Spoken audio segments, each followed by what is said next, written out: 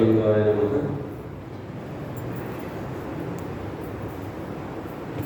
ಅರ್ಚನೆ ಪೂಜನೆ ನೇಮವಲ್ಲ, ಮಂತ್ರ ತಂತ್ರ ನೇಮವಲ್ಲ, ಧೂಪ ದೀಪಾರತಿ ನೇಮವಲ್ಲ, ಪರಧನ ಪರಸ್ತ್ರೀ ಪರದೈವಗಳಿಗೆ ಎರಗದಿಪ್ಪುದೇ ನೇಮ ನೋಡ ಶಂಭು ಜಗ್ಗೇಶ್ವರ. ಸದಾಕಾಲ ಸ್ಮರಣೀಯರಾದ ಸಕಲ ಜೀವರಾಶಿಗೆ ಲೇಸನ್ನು ವಹಿಸಿದ ಸಮಗ್ರ ಕ್ರಾಂತಿಯ ನೇತಾರರಾದ ಅಪ್ಪ ಬಸವ ತಂದೆಯಿಂದ ಹೃದಯ ಮಂದಿರದಲ್ಲಿ ಧ್ಯಾನಿಸಿ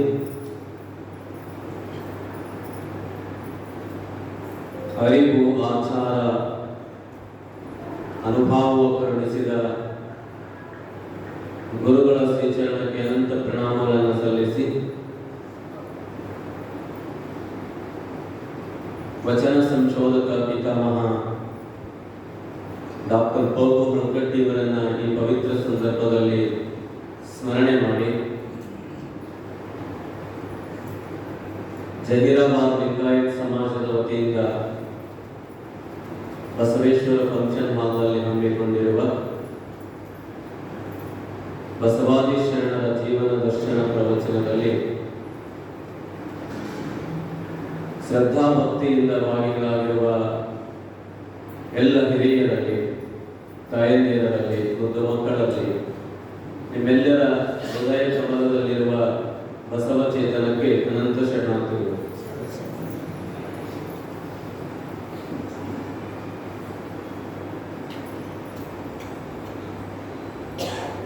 ಅನುಭವ ಮಂಟಪದ ಪ್ರಥಮ ಶೂನ್ಯ ಪೀಠಾಧ್ಯಕ್ಷರಾದ ಅಲ್ಲಮ ಪ್ರಭುದೇವರು ಮಾಯೆ ಅಂದರೆ ಏನು ಅನ್ನೋದನ್ನ ಕುರಿತು ಬಹಳ ಸ್ಪಷ್ಟವಾಗಿ ಹೇಳ್ತಾರೆ. ಮಾಯೆಗೆ ಒಂದು ಹೊಸ ವ್ಯಾಖ್ಯಾನವನ್ನೇ ಅಲ್ಲಮ ಪ್ರಭುಗಳು ಕೊಡ್ತಾರೆ. ಅಲ್ಲಮ ಪ್ರಭುಗಳು ಆ ಮಾಯೆಗೆ ಉತ್ತರವನ್ನ ಕೊಡುವ ಪೂರ್ವದೊಳಗ ಮೊದಲಿನವರು ಮಾಯೆ ಅಂತಂದ್ರೆ ಅವರು ಕಂಡುಕೊಂಡ ವಿಚಾರನೆ ಬೇರೆಯಾಗಿತ್ತು. ಅವರ ದೃಷ್ಟಿಯೊಳಗ ಅನುಭವ ಮಂಟಪದೊಳಗ ಚಿಂತನ ಮಂಥನ ಆಗುವ ಪೂರ್ವದೊಳಗ ಹೆಣ್ಣನ್ನ ಮಾಯೆ ಅಂತ ಭಾವಿಸಿದ್ರು. ಆಧ್ಯಾತ್ಮಿಕ ಸಾಧನೆಯನ್ನ ಮಾಡಲಿಕ್ಕೆ ಹೆಣ್ಣು ಅಡ್ಡಿ ಆಗ್ತಾಳೆ ಎನ್ನುವಂತಹ ತಪ್ಪು ಗ್ರಹಿಕೆ ಕೆಲವರಲ್ಲಿ ಮನೆ ಮಾಡಿಕೊಂಡಿತ್ತು.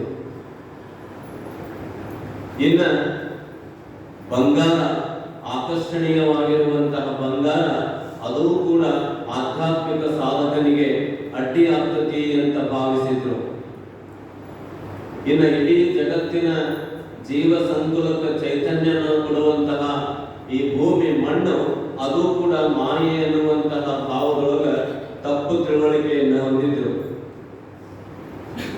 ಮಹಾನ್ ಸಾಧಕ ಅಲ್ಲಮ ಬಹಳ ಸಂಶೋಧನೆಯನ್ನ, ವಿಚಾರವಂತಿಕೆಯನ್ನ ಮಾಡಿ ನಿಜವಾಗಿಯೂ ಕೂಡ ಇವು ಮಾಯೆ ಆಗ್ತವೋ ಅಥವಾ ನಿಜವಾಗಿಯೂ ಕೂಡ ಮಾಯೆ ಯಾವುದು ನಮಗೆ ಕಾಡ್ತತಿ ಅನ್ನೋದನ್ನ ಕುರಿತಾಗಿ ಬಹಳ ಸ್ಪಷ್ಟ ಉತ್ತರವನ್ನ ಕೊಡ್ತಾರೆ ಅಲ್ಲಮ ಪ್ರಭುಗಳು.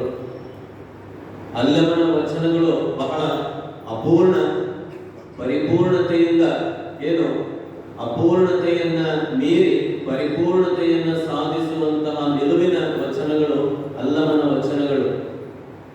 ಅಲ್ಲಮನ ವಚನಗಳು ಅವು ಆಧ್ಯಾತ್ಮಿಕ ಸಾಧಕನಿಗೆ ದಾರಿದೀಪ ಇದ್ದಂತೆ. ದಾರಿಯೊಳಗ ನಡೆಯುವ ಸಂದರ್ಭದೊಳಗ ಕತ್ತಲಾದಾಗ ಒಂದು ಕೈಯೊಳಗ ಬೆಳಕು ಬೇಕಾಗುತ್ತೆ. ಆ ಬೆಳಕು ನಮ್ಮನ್ನ ಆದಿಯಿಂದ ಮುಂದೆ ನಡೆಸಿಕೊಂಡು ಹೋಗುವಂತಹ ಒಂದು ಅನುಕೂಲವನ್ನ, ಸೌಲಭ್ಯವನ್ನ ನಮಗೆ ಮಾಡಿಕೊಡುತ್ತೆ. ಬೆಳಕು ಯಾಕೆ ಅಂದ್ರೆ ಕತ್ತಲಿಂದ ಪಾರಾಗ್ಲಿಕ್ಕೆ. ಬೆಳಕು ಯಾಕು ಅಂತಂದ್ರೆ ಅಜ್ಞಾನದಿಂದ ಸುಜ್ಞಾನದ ಕಡೆ, ಬೆಳಕಿನ ಕಡೆ ಸಾಗಲಿಕ್ಕೆ. ಹಾಗೆ ಕತ್ತಲಿದ್ದಾಗ ಏನ್ ಮಾಡಬೇಕು ಏನ್ ಮಾಡಬಾರದು ಅಂತ ಮನುಷ್ಯನಿಗೆ ವಿವೇಕವನ್ನೇ ಕಳ್ಕೊಂಡು ಬಿಡುತ್ತಾನೆ. ಅದಕ್ಕೆ ಆ ಆಧ್ಯಾತ್ಮ ಸಾಧನೆ ಮಾಡುವಂತಹ ಪ್ರತಿಯೊಬ್ಬ ಸಾಧಕನಿಗೆ ಅಲ್ಲಮನ ವಚನಗಳು ಅವು ದಾರಿದೀಪ ಇದ್ದಂಗೆ. ದಾರಿಗೆ ಬೆಳಕು ಎಷ್ಟು ಮುಖ್ಯನೋ ಆ ಬೆಳಕಿನ ಪುಂಜಗಳು ಅಲ್ಲಮನ ವಚನಗಳು. ಅಂತಹ ಬಹುದೊಡ್ಡ ವಿಶ್ಲೇಷಣೆಯನ್ನ ಅಲ್ಲಮ ಈ ಜಗತ್ತಿಗೆ ಕೊಟ್ಟು ಹೋಗ್ತಾನೆ. ಏನು ಅಂತ ಕೊಟ್ಟು ಹೋಗ್ತಾನೆ? ಅದುವರೆಗೂ 12ನೇ ಶತಮಾನಕ್ಕಿಂತ ಪೂರ್ವದೊಳಗ ಹೆಣ್ಣನ್ನ ಏನು ಶೂದ್ರ, ಹೆಣ್ಣನ್ನ ಕನಿಷ್ಠ, ಹೆಣ್ಣನ್ನ ಅಬಲೆ, ಹೆಣ್ಣನ್ನ ಮಕ್ಕಳನ್ನ ಹಡಿಯುವಂತಹ ಒಂದು ಭೋಗದ ವಸ್ತು ಅನ್ನುವಂತಹ ದೃಷ್ಟಿಕೋನದಿಂದ ನೋಡ್ತಾ ಇದ್ರು.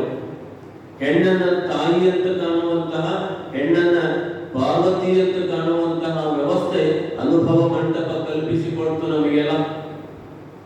ಭೋಗದ ವಸ್ತುವಾಗಿ, ಮೋಹದ ವಸ್ತುವಾಗಿ ಏನು ಕಂಡಂತಹ ಆ ಶತಮಾನದೊಳಗ ಅಲ್ಲಮ ಆ ತಾಯಿ ಹೇಗೆ ಆಕೆ ಭೋಗದ ವಸ್ತು ಆಗ್ತಾಳೆ, ಆ ತಾಯಿ ಹೇಗೆ ಮಾಯಿ ಆಗ್ತಾಳೆ ಎನ್ನುವಂತಹ ಸೂತ್ರವನ್ನು ನಮಗೆ ಕೊಟ್ಟು ಹೋಗ್ತಾನೆ. ಅದಕ್ಕೆ ಆತ ಹೇಳ್ತಾನೆ, ಏನು ಮಾಯೆ ಅಂದ್ರೆ ಒಂದು ದೊಡ್ಡ ವ್ಯಾಖ್ಯಾನವನ್ನೇ ಕೊಡ್ತಾನೆ. ಆತ ಹೇಳ್ತಾನೆ, ಅಲ್ಲಮ ಹೆಣ್ಣು ಮಾಯೆ ಎಂಬರು ಹೆಣ್ಣು ಮಾಯೆಯಲ್ಲ. ಹೆಣ್ಣು ಹೇಗೆ ಮಾಯೆ ಆಗ್ತಾಳೆ? ಜನ್ಮ ಕೊಟ್ಟ ತಾಯಿ ತನ್ನ ಮಗಳನ್ನ, ಜನ್ಮ ಕೊಟ್ಟ ತಂದೆ ತನ್ನ ಮಗಳನ್ನ ಎಂದಿಗೂ ಕೂಡ ಮಾಯೆ ಅಂತ ನೋಡ್ಲಿಕ್ಕೆ ಆಗೋದಿಲ್ಲ, ಮಾಯಾಗಿ ಕಾಣೋದಿಲ್ಲ. ಯಾಕೆ? ಜನ್ಮ ಕೊಟ್ಟ ತಂದೆ ತನ್ನ ಮಗಳನ್ನ ಎರಡನೇ ತಾಯಿ ಅಂತ ಭಾವಿಸ್ತಾನೆ. ಜನ್ಮ ಕೊಟ್ಟ ಆ ಮಗುವಿಗೆ, ಹೆಣ್ಣು ಮಗುವಿಗೆ ಆತ ಮೋಹದ ಏನು ಕಾಡುವಂತಹ ದೃಷ್ಟಿಕೋನದಿಂದ ನೋಡೋದಿಲ್ಲ. ಅದಕ್ಕೆ ಅಲ್ಲಮ ಎಷ್ಟು ಚಂದ ಹೇಳ್ತಾನೆ, ಹೆಣ್ಣು ಮಾಯೆ ಎಂಬರು ಹೆಣ್ಣು ಮಾಯೆ ಇಲ್ಲ. ಯಾಕೆ ಮಾಯೆ ಅಲ್ಲ? ಮಾಯೆ ಹಾಗೂ ಕಾಡುವಂತಹದ್ದು ಯಾವುದು ಅನ್ನೋದನ್ನ ಆತ ಬಹಳ ಸೂಕ್ಷ್ಮವಾಗಿ ಹೇಳ್ತಾ ಹೋಗ್ತಾನೆ. ಯಾಕೆ? ಈ ಜಗತ್ತಿನ ಆಗು ಹೋಗುಗಳಿಗೆ ಪುರುಷ ಮತ್ತೆ ಪ್ರಕೃತಿ, ಏನು ಪುರುಷ ಮತ್ತೆ ಸ್ತ್ರೀ, ಇವೆರಡೂ ಕೂಡ ನಿಸರ್ಗದತ್ತವಾಗಿರುವಂತಹ ನಿಸರ್ಗದ ವ್ಯವಸ್ಥೆ.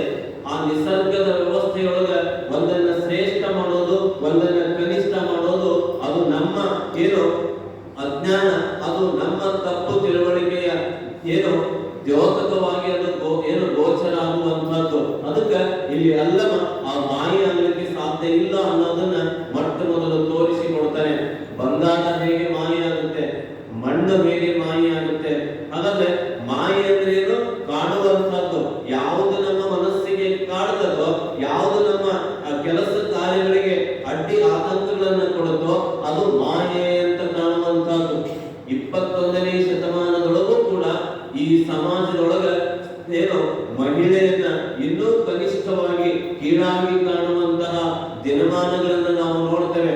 ಏನು ಇಂದಿನ 21ನೇ ಶತಮಾನದೊಳಗೂ ಕೂಡ ನಮ್ಮ ಅಪ್ಪ ಬಸವಣ್ಣನವರು ಲಿಂಗಾಯತ ಸಮಾಜದೊಳಗ ಅನುಭವ ಮಂಟಪದ ಮೂಲಕ ಮೊಟ್ಟ ಮೊದಲು ಮಹಿಳೆಗೆ ಸಮಾನತೆಯನ್ನ, ಸ್ವಾತಂತ್ರ್ಯವನ್ನ ಕೊಟ್ಟು ಹೋಗ್ತಾರೆ. ಅದಕ್ಕೆ ಹೆಮ್ಮೆ ಪಡಬೇಕು, ನೆನಪಿಟ್ಟುಕೋಬೇಕು. 21ನೇ ಶತಮಾನ ಏನೆಲ್ಲ ವಿಜ್ಞಾನವನ್ನ, ಏನೆಲ್ಲ ತಂತ್ರಜ್ಞಾನವನ್ನ ಸಾಧಿಸಿರುವ ಇಂದಿನ ದಿನಮಾನದೊಳಗೂ ಕೂಡ ಕ್ರಿಶ್ಚಿಯನ್ ಧರ್ಮದೊಳಗೆ ಏನು ಪೋಪ್ ಆಗುವಂತಹ ಅಧಿಕಾರ ಮಹಿಳೆಗೆ ಕೊಟ್ಟಿಲ್ಲ. ನೆನಪಿಟ್ಟುಕೋಬೇಕು ತಾಯಂದಿರು. 12ನೇ ಶತಮಾನ ಬಸವಣ್ಣನವರು ಯಾಕೆ ಶ್ರೇಷ್ಠ ಆಗ್ತಾರೆ ಅಂದ್ರೆ 21ನೇ ಶತಮಾನದೊಳಗೂ ಕೂಡ ಪೋಪ್ ಹುದ್ದೆ ಪುರುಷರಿಗೆ ಸೀಮಿತ ಅನ್ನುವಂತಹ ಕಾಲಘಟ್ಟದೊಳಗೆ ನಾವಿದ್ದೇವೆ. 21ನೇ ಶತಮಾನದೊಳಗೂ ಕೂಡ ಕೆಲವು ದೇವಾಲಯದೊಳಗ ಮಹಿಳೆಯರಿಗೆ ಇಂದಿಗೂ ಪ್ರವೇಶ ಇಲ್ಲ. ಯಾಕೆ? ಆಕೆ ಶೂದ್ರಳು, ಆಕೆ ಕನಿಷ್ಠ ಅನ್ನುವಂಥದ್ದು ನಿಮಗೆಲ್ಲ ಗೊತ್ತೈತಿ. 21ನೇ ಶತಮಾನದೊಳಗೂ ಕೂಡ ಇಸ್ಲಾಂ ಧರ್ಮದೊಳಗ ಮಹಿಳೆಗೆ ಮೇಲು ನಮಾಜ್ ಮಾಡ್ಲಿಕ್ಕೆ ಮಸೀದಿಯೊಳಗ ಇಂದಿಗೂ ಅವಕಾಶವನ್ನ ಕೊಟ್ಟಿಲ್ಲ. ಅಲ್ಲಿ ಮತ್ತು ಕನಿಷ್ಠ ಶೂದ್ರ ಅನ್ನುವಂತಹ ತಾರತಮ್ಯ ಭೇದ ಭಾವದಿಂದ ಆಕೆಯನ್ನು ದೂರ ಇಟ್ಟುವಂತಹ ಸಂದರ್ಭ. ಜೈನ ಧರ್ಮದೊಳಗೂ ಕೂಡ ಇದುವರೆಗೂ ಕೂಡ ಏನು ಅಲ್ಲಿ ತೀರ್ಥಂಕರರ ವ್ಯವಸ್ಥೆಯೊಳಗ, ಅಲ್ಲಿ ಜನ್ಮ ದತ್ತವಾಗಿ ಬಂದಿರುವಂತಹ ವ್ಯವಸ್ಥೆಯೊಳಗ ಮೋಕ್ಷ ಪುರುಷನಿಗೆ ಮಾತ್ರ ಮೋಕ್ಷ ಐತಿ ಎನ್ನುವಂಥದ್ದು. ಮೋಕ್ಷ ಸಿಗಬೇಕಾದ್ರೆ ನೀನು ಗಂಡಾಗಿ ಹುಟ್ಟಬೇಕು ಅನ್ನುವಂತಹ ವ್ಯವಸ್ಥೆ ಅಲ್ಲಿ ಇರುವಂತಹದ್ದು. ಹಾಗೆ ಇಲ್ಲಿ ಮೇಲು ಮಹಿಳೆಯನ್ನ ಕನಿಷ್ಠ ಕೀಳು ಅನ್ನುವಂತಹ ಭಾವದೊಳಗೆ ಕಂಡಂತಹ ದಿನಮಾನದೊಳಗ ಅಪ್ಪ ಬಸವಣ್ಣ ಮನೆ ಬಿಟ್ಟಿದ್ದು ಯಾರ ಸಲುವಾಗಿ ಅಂದ್ರೆ ನಿಮ್ಮ ಸಲುವಾಗಿ, ತಾಯಂದಿರ ಸಲುವಾಗಿ. ಹೆಣ್ಣಿಗೆ ಎಲ್ಲಿ ಸ್ವಾತಂತ್ರ್ಯ ಇಲ್ಲ, ಹೆಣ್ಣಿಗೆ ಎಲ್ಲಿ ಸಮಾನತೆ ಇಲ್ಲ, ಹಾಗಾದ್ರೆ ಈ ಮನೆಯೊಳಗೆ ನಾನ್ಯಾಕಿರಬೇಕು ಅಂತ 8 ವರ್ಷದ ಬಸವಣ್ಣ ಮನೆ ಬಿಟ್ಟು ಹೋಗಿದ್ದು ಸಮಾನತೆಗಾಗಿ, ಸ್ವಾತಂತ್ರ್ಯಕ್ಕಾಗಿ. ಹಾಗಾಗಿ ಜಗತ್ತಿನ ಮೊಟ್ಟ ಮೊದಲ ಸ್ತ್ರೀ ಸಮಾನತೆಯ ಸ್ವಾತಂತ್ರ್ಯದ ಪುರುಷ ಅಪ್ಪ ಬಸವಣ್ಣ ಅನ್ನೋದನ್ನು ನಾವು ಬಹಳ ಹೆಮ್ಮೆಯಿಂದ ಹೇಳಬೇಕಾಗುತ್ತೆ, ಬಹಳ ಅಭಿಮಾನದಿಂದ ನಾವು ಹೇಳಬೇಕಾಗುತ್ತೆ. ಅಂತಹ ಅವಕಾಶವನ್ನ ಕಲ್ಪಿಸಿಕೊಟ್ಟಿರುವಂತಹ ಬಸವಣ್ಣನವರ ಈ ನಾಡೊಳಗ, ಬಸವಣ್ಣನವರ ಈ ತತ್ವದೊಳಗ ನಾವು ಲಿಂಗವ ಪೂಜಿಸಿ ಲಿಂಗವೇ ಆಗುವಂತಹ ಸೂತ್ರವನ್ನ ಅಪ್ಪ ಬಸವಣ್ಣನವರು ನಮ್ಮ ಕೈಯೊಳಗ ಕರಸ್ಥಲದ ಮೂಲಕ, ಇಷ್ಟಲಿಂಗದ ಮೂಲಕ ಕಲ್ಪಿಸಿ ಅವಕಾಶವನ್ನ ಮಾಡಿಕೊಟ್ಟು ಹೋಗ್ತಾರೆ. ಹಾಗೆ ಹೆಣ್ಣನ್ನ ಮಾಯಿ ಅಂತ ಕರೀಲಿಲ್ಲ, ಮಣ್ಣನ್ನ ಮಾಯಿ ಅಂತ ಕರೀಲಿಲ್ಲ, ಮಣ್ಣನ್ನ ಮಾಯಿ ಅಂತ ಕರೀಲಿಲ್ಲ. ಎಷ್ಟು ಸರಳ ಅಲ್ಲಮ ಹೇಳ್ತಾನೆ. ಹಾಗಾದ್ರೆ ಮಾಯೆ ಅಂದ್ರೆ ಯಾವುದು? ಯಾವುದಕ್ಕೆ ಮಾಯೆ ಅಂತ ಕರಿಬೇಕು? ನಿಮಗೆ ಊಟ ಮಾಡಿ ಕೊಡುವಂತವರು, ಉಣಬಡಿಸೋರು ಹೆಣ್ಣು, ನಿಮ್ಮ ಬಟ್ಟೆಯನ್ನು ತೊಳೆದಾಕೋರು ಹೆಣ್ಣು, ಮನೆಯ ಕಸರ ಮುಸರಿ ಮಾಡೋರು ಹೆಣ್ಣು, ಮನೆಯ ಯೋಗಕ್ಷೇಮವನ್ನು ನೋಡಿಕೊಳ್ಳೋರು ಹೆಣ್ಣು, ಮನೆಯ ಮಕ್ಕಳ ಏನು ಲಾಲನೆ ಪಾಲನೆ ಪೋಷಣೆಯನ್ನ ಮಾಡೋರು ಹೆಣ್ಣು. ಇದಕ್ಕೆಲ್ಲ ಹೆಣ್ಣು ಬೇಕು, ಇದಕ್ಕೆಲ್ಲ ಮಹಿಳೆ ಬೇಕು. ಇದನ್ನೆಲ್ಲ ಮಾಡಿಕೊಂಡಂತ ಸಂದರ್ಭದೊಳಗ ಮತ್ತ ಆಕೆಯನ್ನ ಏನು ಕನಿಷ್ಠ ಅಂತ ನೀವು ಯಾಕೆ ಇಡ್ತೀರಿ? ಅದಕ್ಕೆ ಅಲ್ಲಮ ಬಹಳ ಚಂದ ಹೇಳ್ತಾನ, ಇವ್ಯಾವೂ ಮಾಯೆ ಅಲ್ಲ, ಮಣ್ಣು ಮಾಯೆ ಅಲ್ಲ, ಹೆಣ್ಣು ಮಾಯೆ ಅಲ್ಲ, ಮಣ್ಣು ಮಾಯೆ ಅಲ್ಲ. ಹಾಗಾದ್ರೆ ಮಾಯೆ ಯಾವುದು? ಅಲ್ಲಮ ಹೇಳ್ತಾನೆ, ಮನದ ಮುಂದಣ ಆಸೆಯೇ ಮಾಯೆ ಕಾಣಾನುಭೇಶ್ವರ. ಎಷ್ಟು ಅದ್ಭುತ ಸೂತ್ರವನ್ನ ಕೊಡ್ತಾನೆ ಅಲ್ಲಮ. ಮಾಯೆ ಅದು ಅಲ್ಲ. ಮಾಯೆ ಯಾವುದು ಅಂದ್ರೆ ಮನದ ಮುಂದಣ ಆಸೆ. ನೀ ಏನು ಮಣ್ಣಿನ ಮೇಲೆ ಆಸೆ ಇಟ್ಟಿಯಲ್ಲಪ್ಪ, ಆ ಆಸೆ ನಿನ್ನ ಮಾಯೆಯಾಗಿ ಕಾಣುತ್ತೆ. ಮಣ್ಣು ಮಾಯೆ ಅಲ್ಲ. ಹೆಣ್ಣಿನ ಮೇಲೆ ಹೆಣ್ಣನ್ನ ನೀನು ಭೋಗಿಸಬೇಕು, ಸುಖ ಪಡಬೇಕು ಅಂತ ಏನು ಆಸೆಯನ್ನು ಇಟ್ಟುಕೊಂಡಿದೆಯಲ್ಲ, ಆ ಆಸೆ ನಿನಗೆ ಮಾಯೆಯಾಗಿ ಕಾಣ್ತದೆ ಹೊರತು ಹೆಣ್ಣು ಮಾಯೆ ಆಗೋದಿಲ್ಲ, ಮಣ್ಣು ಮಾಯೆ ಆಗೋದಿಲ್ಲ. ಈ ಹೆಣ್ಣು, ಮಣ್ಣು ಈ ಮೂರರ ಮೇಲೆ ನೀ ಏನು ಭೋಗಿಸಬೇಕು, ಅನುಭವಿಸಬೇಕು, ಸುಖ ಪಡಬೇಕು ಅಂತ ಆಸೆ ಇಟ್ಟುಕೊಂಡಿಯಲ್ಲ, ಆ ಆಸೆ ನಿನಗೆ ಬಂಧನವಾಗ್ತತಿ, ನಿನಗೆ ಮಾಯೆಯಾಗಿ ಕಾಣ್ತತಿ. ಅದೇ ನಿನ್ನನ್ನ ಕಟ್ಟಿ ಹಾಕುವಂತ ವ್ಯವಸ್ಥೆ ಮಾಡ್ತತಿ ಹೊರತು ಅವ್ಯಾವು ಕೂಡ ಮಾಯೆ ಅಲ್ಲ. ಆ ಮಾಯೆಯ ಸ್ವರೂಪದಿಂದ ಏನು ನಾವು ಪಾರಾಗುವಂತಹ ವಿಧಾನವನ್ನ ಕೊಡ್ತಾರೆ. ಇಲ್ಲಿ ಮನಸ್ಸು ಯಾವುದಕ್ಕೆ ಮಾಯೆ ಆಗುತ್ತೆ ಅಂದ್ರೆ ಆ ವಸ್ತುಗಳ ಮೇಲೆ ಇರುವಂತಹ ಏನು ಮೋಹ ಅಥವಾ ಆಸೆ, ಮಮತೆ ಅನ್ನುವಂತಹದ್ದೇ ಅಲ್ಲಿ ನಮಗೆ ಮಾಯೆ ಅನ್ನುವಂತಹ ದೃಷ್ಟಿಕೋನದೊಳಗ ಅನುಭವಕ್ಕೆ ಬರ್ತಾ ಹೋಗುತ್ತೆ. ಅದಕ್ಕೆ ಇಲ್ಲಿ ಕಾಡುವಂತಹದ್ದು ಯಾವುದು ಅಂದ್ರೆ ಕೊನೆಗೆ ನಮ್ಮ ಮನಸ್ಸೇ ಅಲ್ಲಿ ವಸ್ತುವಿನ ಮೇಲೆ ಸಂಗಮ ಆದಾಗ ಆ ವಸ್ತು ಹಿತಾಯಿತು ಅಂದ್ರೆ ಮನುಷ್ಯನಿಗೆ ಅಲ್ಲಿ ಆಸೆ ಉತ್ಪತ್ತಿ ಆಗುವಂತಹದ್ದು. ಅದಕ್ಕೆ ಆ ಆಸೆಯೇ ನಮ್ಮನ್ನ ಕಾಡುವಂತಹ ಸ್ವರೂಪವನ್ನ ಕೊಡ್ತಾರೆ. ಇಲ್ಲಿ ಅಲ್ಲಮ ಪ್ರಭುಗಳು ಎಂತಹ ಅಪ್ರತಿಮ ವೀರರು, ಅಪ್ರತಿಮ ವೈರಾಗ್ಯಶೀಲರು. ಹೆಂಗೆ ಅಲ್ಲಮನ ಜೀವನ, ಅಲ್ಲಮ ಪ್ರಭುವಿನ ಜೀವನ ಹೇಗಿತ್ತು ಅಂತಂದ್ರೆ ಏನು ಶಿವಮೊಗ್ಗ ಜಿಲ್ಲೆಯ ಆ ಬಳ್ಳಿಗಾವಿಯ ಪಟ್ಟಣದೊಳಗ ಅಲ್ಲಮನ ಪ್ರಾರಂಭಿಕ ಜೀವನವನ್ನ ನಾವು ನೋಡೋದಾದ್ರೆ ಏನು ಸಾಕ್ಷಾತ್ ಮದ್ದಳೆಯನ್ನ ಬಾರಿಸುವಂತಹ, ನೃತ್ಯ ಮಾಡುವಂತಹ ಅಲ್ಲಮನನ್ನ ಯಾರು ಒಲಿದು ಬಂದಿರ್ತಾಳೆ ಅಂತಂದ್ರೆ ಸಾಕ್ಷಾತ್ ದೇವರ ಸ್ವರೂಪ ಮಹಾರಾಜನ ಪುತ್ರಿ ನಿನ್ನನ್ನ ಮದುವೆ ಆಗ್ತೀನಿ ಅಂತ ಒಲಿದು ಬಂದಿರುವಂತಹ ಸಂದರ್ಭದೊಳಗ ಅಲ್ಲಮ ಆ ಆಸೆಗೆ ಮಾಯಾ ಪಾಶಕ್ಕೆ ಬಂದಿ ಆಗೋದಿಲ್ಲ. ಯಾಕೆ ಅಂತಂದ್ರೆ ಮುಂದೆ ಅಸಾಧ್ಯವಾದುದನ್ನು ಸಾಧಿಸುವಂತಹ ದೃಷ್ಟಿಕೋನದೊಳಗ ನಾನು ಇನ್ನೂ ಬಹುದೊಡ್ಡ ಯೋಗವನ್ನು ಸಾಧಿಸುವಂತಹ ಗುರಿಯನ್ನ ಹೊಂದಿದ್ದೇನೆ ಅಂತ ತಿಳ್ಕೊಂಡು ಮಹಾರಾಜನ ಮಗಳು ನಿನ್ನನ್ನೇ ನಾನು ಮದುವೆಯಾಗ್ತೇನೆ ಅಂತ ಬಂದರೂ ಕೂಡ ಅದನ್ನ ತಿರಸ್ಕರಿಸಿ ಅಲ್ಲಗಳೆದು ಅಲ್ಲಮ ಯೋಗ ಸಾಧನೆಯೊಳಗ ಆತ ಕಲ್ಯಾಣದ ಕಡೆ ನಾಡಿನಾದ್ಯಂತ ಸಂಚರಿಸ್ತಾ ಬರ್ತಾನೆ. ಸಂಚರಿಸ್ತಾ ಬಂದಂತಹ ಅಲ್ಲಮ ಇಂತಹ ಅಪ್ರತಿಮ ಆದರ್ಶ ಮಾರ್ಗದರ್ಶಿ ವಚನಗಳನ್ನ ನಮಗೆ ಕೊಡ್ತಾ ಹೋಗ್ತಾನೆ. ಆ ಕೊಟ್ಟದ್ದರ ಪ್ರತಿಫಲವಾಗಿ 12ನೇ ಶತಮಾನ ಅನುಭವ ಮಂಟಪದ ಮೂಲಕ ನಾವೆಲ್ಲ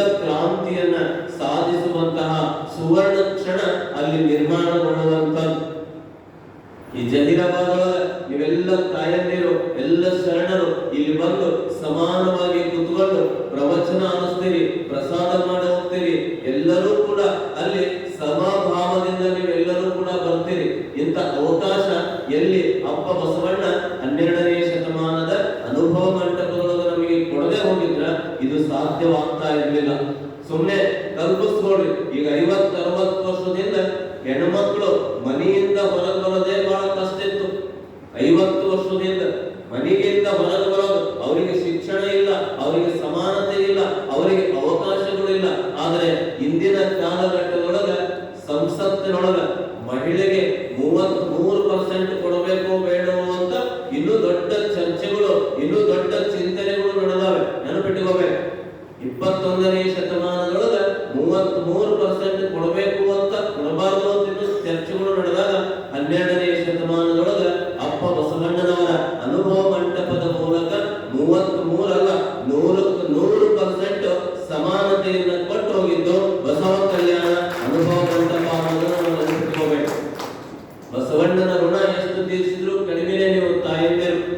ಅದಕ್ಕ ನಮ್ಮ ಕಡೆ ಹೆಂಗ ಬಸವಣ್ಣನ ಋಣ ತೀರಿಸ್ತಿದ್ರು ಅಂತಂದ್ರೆ ಆ ಬಸವಣ್ಣನ ಹೆಸರನ್ನೇ ಇಡ್ತಾ ಇದ್ರು. ಬಸವರಾಜ ಅಂತ ಇಡ್ತಾ ಇದ್ರು, ಬಸಯ್ಯ ಅಂತ ಇಡ್ತಾ ಇದ್ರು, ಬಸವಪ್ಪ ಅಂತ ಇಡ್ತಾ ಇದ್ರು, ಬಸವ ಕಿರಣ ಅಂತ ಇಡ್ತಾ ಇದ್ರು, ಬಸವ ಕುಮಾರ್ ಅಂತ ಇಡ್ತಾ ಇದ್ರು. ಇನ್ನು ಹೆಣ್ಮಕ್ಳಿಗೆ ಬಸಮ್ಮ ಅಂತ ಇಡ್ತಾ ಇದ್ರು, ಬಸವಶ್ರೀ ಅಂತ ಇಡ್ತಾ ಇದ್ರು, ಬಸವ್ವ ಅಂತ ಇಡ್ತಾ ಇದ್ರು. ನೋಡಿ, ಆ ಸ್ಥಾನವನ್ನ ಕೊಟ್ಟಿದ್ದು ಬಸವಣ್ಣ ಅಂತ ತಿಳ್ಕೊಂಡು ಹೆಚ್ಚು ಹೆಸರುಗಳನ್ನ ಯಾರು ಇಡ್ತಾ ಇದ್ರು ಅಂದ್ರೆ ಬಸವಣ್ಣನ ಹೆಸರನ್ನೇ ಇಡ್ತಾ ಇದ್ರು. ಯಾಕೆ? ನಮಗೆ ಅವಕಾಶ ಕೊಟ್ಟಿದ್ದು ಯಾರು ಅಂದ್ರೆ ಅಪ್ಪ ಬಸವಣ್ಣ ಅನ್ನುವಂತಹ ಒಂದು ಹೆಮ್ಮೆ ಅಂದಿನ ಕಾಲಘಟ್ಟದೊಳಗ. ಅದಕ್ಕೆ ಇವತ್ತು ಅಂತಹ ಮಹಿಳೆಯರ ಪರವಾಗಿ ಏನೆಲ್ಲ ಸಾಧನೆಗಳು ಆಗಿರುವಂತಹದ್ದು ನಿಮಗೆಲ್ಲ ಗೊತ್ತೈತಿ. ಪೈಲಟ್ ಆಗಿದ್ದಾರೆ, ವಿಜ್ಞಾನಿ ಆಗಿದ್ದಾರೆ, ಗಗನಯಾತ್ರಿ ಆಗಿದ್ದಾರೆ, ಏನು ಕಲ್ಪನಾ ಚಾವ್ಲಾ, ಸುನಿತಾ ವಿಲಿಯಮ್ಸ್, ಕಿರಣ್ ಬೇಡಿ, ನೋಡಿ ಎಂತೆಂತ ಅಪ್ರತಿಮ ಸಾಧನೆಯನ್ನು ಮಾಡಿ ಹೋಗಿದ್ದಾರೆ. ರಾಷ್ಟ್ರಪತಿ ಹುದ್ದೆಯನ್ನು ಕೂಡ ಈಗ ಏನು ನಿರ್ವಹಿಸ್ತಾ ಇರುವಂತಹದ್ದು ಒಬ್ಬ ಮಹಿಳೆ, ಒಬ್ಬ ತಾಯಿ ದ್ರೌಪದಿ ಮುರ್ಮು ಅನ್ನುವಂತಹ ಒಬ್ಬ ಹೆಣ್ಮಗಳು. ದೇನು ಭಾರತದ ರಾಜಧಾನಿ ದೆಹಲಿಯನ್ನ ಆಳುತ್ತಿರುವಂತಹದ್ದು ಒಬ್ಬ ಮಹಿಳಾ ಮುಖ್ಯಮಂತ್ರಿ ಅನ್ನೋದನ್ನು ನಾವು ನೆನಪಿಟ್ಟುಕೋಬೇಕು. ಹಾಗೆ ಇತಿಹಾಸವನ್ನ ನಾವು ತೆಗೆದು ನೋಡಿದ್ರೆ ಹೆಣ್ಣು ಕೂಡ ಮಹಿಳೆಯರು ಕೂಡ ಅಸಾಧ್ಯವಾದದ್ದನ್ನ ಸಾಧಿಸುವ ಗುರಿಯನ್ನು ಸಾಧಿಸಿ ಏನು ಹೆಣ್ಣು ಗಂಡು ಅನ್ನುವಂತಹ ಈ ಭೇದ ಭಾವದೊಳಗ, ಈ ತಾರತಮ್ಯದೊಳಗ ನಾವು ಏನೂ ಕಡಿಮೆ ಇಲ್ಲ ಅನ್ನೋದನ್ನ ಸಾಧಿಸಿ ತೋರಿಸಿಕೊಟ್ಟ ಇತಿಹಾಸವನ್ನ 21ನೇ ಶತಮಾನದೊಳಗ ನಾವು ನೋಡ್ತೇವೆ. ಪ್ರತಿ ವರ್ಷ ನಿಮಗೆಲ್ಲ ಗೊತ್ತೈತಿ, SSLCದೋ, ಸೆಕೆಂಡ್ PUCದೋ, ಡಿಗ್ರಿದೋ, ಮತ್ತೊಂದು ಯಾವುದೇ ಫಲಿತಾಂಶ ಪ್ರಕಟ ಆದಾಗ ಯಾರು ಮೇಲುಗೈ ಅಂತಿರುತ್ತ ನಮ್ಮ ಕರ್ನಾಟಕದ ಕಡೆ ಅಲ್ಲಿ ಪೇಪರ್ ಒಳಗ SSLC, ಸೆಕೆಂಡ್ PUC ಮತ್ತ ಡಿಗ್ರಿ ರಿಸಲ್ಟ್ ಬಂತು ಅಂತಂದ್ರೆ ಆ ಪೇಪರ್ ಹೆಡ್ಲೈನ್ಸ್ ಏನಿರುತ್ತೆ ಅಂತಂದ್ರೆ ಬಾಲಕಿಯರೇ ಮೇಲುಗೈ ಅಂತಿರ್ತದೆ. ಇಲ್ಲಿ ತೆಲುಗುದಾಗ ಏನೈತೆ ಗೊತ್ತಿಲ್ಲ, ನೋಡಿ ಬಾಲಕಿಯರೇ ಮೇಲುಗೈ. ರಿಸಲ್ಟ್ ತೆಗೆದು ನೋಡಿದ್ರೆ ಅಲ್ಲಿ ರ್ಯಾಂಕ್ ಹೋಲ್ಡರ್ ಟಾಪ್ ಲಿಸ್ಟ್ ನಾಗ ಅತಿ ಹೆಚ್ಚು ಅಂಕಗಳನ್ನ ಪಡೆದವರು ಗಂಡು ಮಕ್ಕಳಲ್ಲ, ಪುರುಷರಲ್ಲ, ಮಹಿಳೆಯರು, ಸ್ತ್ರೀಯರು, ಬಾಲಕಿಯರು ಅನ್ನುವಂತಹ ಒಂದು ಹೆಮ್ಮೆ ಅಲ್ಲಿ ಇರುವಂತಹದ್ದು. ಅದಕ್ಕೆ ಇಲ್ಲಿ ನಿಸರ್ಗದೊಳಗ ನಾವು ಹೆಣ್ಣು ಕನಿಷ್ಠ, ಗಂಡು ಶ್ರೇಷ್ಠ, ಈ ಕನಿಷ್ಠ ಶ್ರೇಷ್ಠದೊಳಗ ಅಹಂಭಾವಕ್ಕೆ ನಾವು ಒಳಗಡೆಯಾಗಿ ಅಲ್ಲಿ ದೂರ ಇಟ್ಟಿರುವಂತಹ ಸನ್ನಿವೇಶ ಸಂದರ್ಭದೊಳಗ ನಾವೆಲ್ಲರೂ ಕೂಡ ನೋಡಬೇಕು. 12ನೇ ಶತಮಾನ ಇಂತಹ ಅಪ್ರತಿಮವಾದ ಇತಿಹಾಸವನ್ನ ಸಾಧಿಸಿ ತೋರಿಸಿಕೊಟ್ಟಿತು. ಅಂತಹ ಇತಿಹಾಸದ ಪರಂಪರೆಯೊಳಗ ಇವತ್ತು 12ನೇ ಶತಮಾನದೊಳಗ ಏನು ಬಹುದೊಡ್ಡ ವ್ಯಕ್ತಿತ್ವದ ಮೂಲಕ, ಸಾಧನೆಯ ಮೂಲಕ, ಏನು ಕಾಯಕದ ಮೂಲಕ ತನ್ನ ಜೀವಮಾನದ ಏನು ಗೌರವವನ್ನ ಹೆಚ್ಚಿಸಿಕೊಂಡಂತಹ ಮಹಾತಾಯಿ ಸತ್ಯಕ್ಕನ ಕುರಿತಾಗಿ ಇವತ್ತೊಂದಿಷ್ಟು ಚಿಂತನೆಯನ್ನು ನಾವು ಮಾಡುವಂತದ್ದು. ನೋಡಿ, 12ನೇ ಶತಮಾನದೊಳಗ ಸತ್ಯಕ್ಕ ಅನ್ನುವಂತಹ ತಾಯಿ ಎಂತ ವ್ಯಕ್ತಿತ್ವದ ಮೂಲಕ ಆ ತಾಯಿ ಪರಿಚಿತರಾಗ್ತಾರೆ. ಹೆಸರು ನೋಡಿ ಎಷ್ಟು ಚಂದ ಐತಿ, ಸತ್ಯಕ್ಕ. ಈ ಹೆಸರುಗಳು ಬಹಳ ವಿಚಿತ್ರ ಅದಾವ, ಬಹಳ ವಿಚಿತ್ರ. ಆ ಹೆಸರುಗಳು ಏನ್ ಅರ್ಥ ಇರುತ್ತೆ ಅಂದ್ರೆ ನಮಗೆ ಗೊತ್ತಿರೋದಿಲ್ಲ. ಆ ತಾಯಿ ಹೆಸರೇ ಸತ್ಯಕ್ಕ. ಸತ್ಯಕ್ಕ ಅಂತಹ ವ್ಯಕ್ತಿತ್ವದ ಮೂಲಕ ನಮಗೆಲ್ಲರಿಗೂ ಕೂಡ ಬಹಳ ಆದರ್ಶದ ವಚನಗಳನ್ನು ಕೊಟ್ಟು ಹೋಗ್ತಾಳೆ. ಎದರ ಮೂಲಕ? ಕಸ ಹೊಡೆಯುವಂತಹ ಕಾಯಕವನ್ನು ಮಾಡುವಂತಹ ಏನು ವ್ಯಕ್ತಿತ್ವ ಯಾರದಾಗಿತ್ತು? ಸತ್ಯಕ್ಕನದಾಗಿತ್ತು. ಈ ತಾಯಿಯ ಕಾಯಕ ಏನಾಗಿತ್ತು ಅಂದ್ರೆ ಕಸ ಹೊಡೆಯುವಂತಹದ್ದು. ಶಿವಭಕ್ತರ ಅಂಗಳವನ್ನ ಕಸ ಗುಡಿಸುವಂತಹ ಕಾಯಕವನ್ನ ಮಾಡಿ ನೋಡ್ರಿ, ಒಬ್ಬ ತಾಯಿ ಕಸ ಗುಡಿಸುವಂತಹ ಹೆಣ್ಮಗಳು ವಚನಗಳನ್ನ ರಚನೆ ಮಾಡ್ತಾಳೆ. ವಚನಗಳ ಮೂಲಕ ದಿವ್ಯ ಅಪ್ರತಿಮ ಅಮೋಘ ಸಂದೇಶವನ್ನ ಕೊಟ್ಟು ಹೋಗ್ತಾಳೆ. ವಿಚಾರ ಮಾಡಿ, ಒಬ್ಬ ಕಸ ಹೊಡೆಯುವ ಹೆಣ್ಮಗಳು ವಚನಗಳನ್ನ ರಚಿಸುವಂತಹ ಶಕ್ತಿ ಬಂದಿತ್ತು ಯಾವುದರ ಮೂಲಕ ಅಂದ್ರೆ ಆಕೆಗೆ ಶಿಕ್ಷಣ ಸಿಕ್ಕಾಗ. ಶಿಕ್ಷಣ ಸಿಕ್ತು ಅಂತಂದ್ರೆ ಆಕೆ ಸರ್ವ ವಿಧದಲ್ಲಿಯೂ ಕೂಡ ಆಕೆ ಸುಧಾರಣೆ ಆಗ್ತಾಳೆ ಎನ್ನುವಂತ ದೃಷ್ಟಿಕೋನದೊಳಗ ಅಲ್ಲಿ ಶಿಕ್ಷಣವನ್ನ ಕೊಡುವಂತಹ ಅನುಭವ ಮಂಟಪದ ಮೂಲಕ ಈ ವ್ಯವಸ್ಥೆಯನ್ನ ಕಲ್ಪಿಸಿಕೊಟ್ಟಿದ್ದು ಬಸವಣ್ಣ. ಒಬ್ಬ ಕಸ ಹೊಡೆಯುವ ತಾಯಿ 27 ವಚನಗಳನ್ನ ರಚನೆ ಮಾಡಬೇಕಾದ್ರೆ ಆಕೆಯ ಜ್ಞಾನ, ಆಕೆಯ ಅನುಭವ, ಆಕೆಯ ವ್ಯಕ್ತಿತ್ವ ಎಷ್ಟು ಗಟ್ಟಿಯಾಗಿತ್ತು, ಎಷ್ಟು ಆದರ್ಶವಾಗಿತ್ತು ಅನ್ನೋದನ್ನ ನಾವೆಲ್ಲರೂ ಕೂಡ ನೋಡಬೇಕು. ನಿನ್ನೆ ಅಂಬಿಗರ ಚೌಡಯ್ಯನವರ ಚರಿತ್ರೆಯನ್ನು ನಾವು ಹೇಳುವಾಗ ನಮ್ಮ ಶಿವರಾಜ್ ಅವರು ಕೇಳಿದ್ರು, ಅಂಬಿಗರ ಚೌಡಯ್ಯನ ಹುಟ್ಟೂರು ಯಾವುದು ಅಂತ ಕೇಳಿದ್ರು. ಅವ್ರಿಗೆ ಹೇಳಿದ್ರು ನಾವು, ನೋಡ್ರಿ, ಅಂಬಿಗರ ಚೌಡಯ್ಯನ ಕುರಿತಾಗಿ ಇತಿಹಾಸಕಾರರಲ್ಲಿ, ಸಂಶೋಧಕರಲ್ಲಿ ಏನು ಗೊಂದಲಗಳಿದ್ದಾವೆ, ಭಿನ್ನಾಭಿಪ್ರಾಯಗಳಿದ್ದಾವೆ. ಕೆಲವು ಇತಿಹಾಸಕಾರರು ಅಂಬಿಗರ ಚೌಡಯ್ಯ ಗುಲ್ಬರ್ಗಾ ಜಿಲ್ಲೆ ಅಫಜಲ್ಪುರ್ ತಾಲೂಕು ಚೌಡಯ್ಯನಪುರ ಅಂತ ಕೆಲವು ಹೇಳ್ತಾರೆ. ಇನ್ನು ಕೆಲವು ಇತಿಹಾಸಕಾರರು ಅಂಬಿಗರ ಚೌಡಯ್ಯ ಹಾವೇರಿ ಜಿಲ್ಲೆ ರಾಣೆಬೆನ್ನೂರು ತಾಲೂಕು ಚೌಡಯ್ಯ ದಾನಪುರದವನು ಅಂತ ಹೇಳ್ತಾರೆ. ಸ್ಪಷ್ಟತೆ ಇಲ್ಲ. ಯಾಕೆ ಸ್ಪಷ್ಟತೆ ಇಲ್ಲ? ಒಬ್ರು ಇದನ್ನಂತಾರ, ಒಬ್ರು ಅದನ್ನಂತಾರ. ಹಿಂಗ ಗೊಂದಲ ಇದ್ದಾಗ ನಾವು ಹೇಳೋವರಿಗೆ ಕೇಳೋವರಿಗೆ ಗೊಂದಲವನ್ನ ಸೃಷ್ಟಿ ಮಾಡಬಾರದು ಅಂತ ಕೆಲವು ಸಂಗತಿಗಳನ್ನ ಅಲ್ಲಿ ಹೇಳಲಿಕ್ಕೆ ಹೋಗೋದಿಲ್ಲ. ನಮ್ಮ ಶರಣರು ಅಕಾಯ ಚರಿತ್ರರು. ಯಾಕೆ ಅಕಾಯ ಚರಿತ್ರರು? ಅವರು ಜನ್ಮ ವೃತ್ತಾಂತದ ಬಗ್ಗೆ, ಊರಿನ ಬಗ್ಗೆ, ಅವರ ವೈಯಕ್ತಿಕ ಸಂಗತಿಗಳ ಬಗ್ಗೆ ಯಾರೂ ಗಮನ ಕೊಟ್ಟವರಲ್ಲ. ನಾ ಇಂಥ ಊರಾಗ ಹುಟ್ಟೇನಿ, ಇಂಥವ್ರ ನಮ್ಮ ಅವ್ವ ಅಪ್ಪ. ಒಬ್ಬ ಶರಣರು ನೀವು ವಿಚಾರ ಮಾಡಿ, 25,000 ವಚನಗಳು ಇದಾವೆ.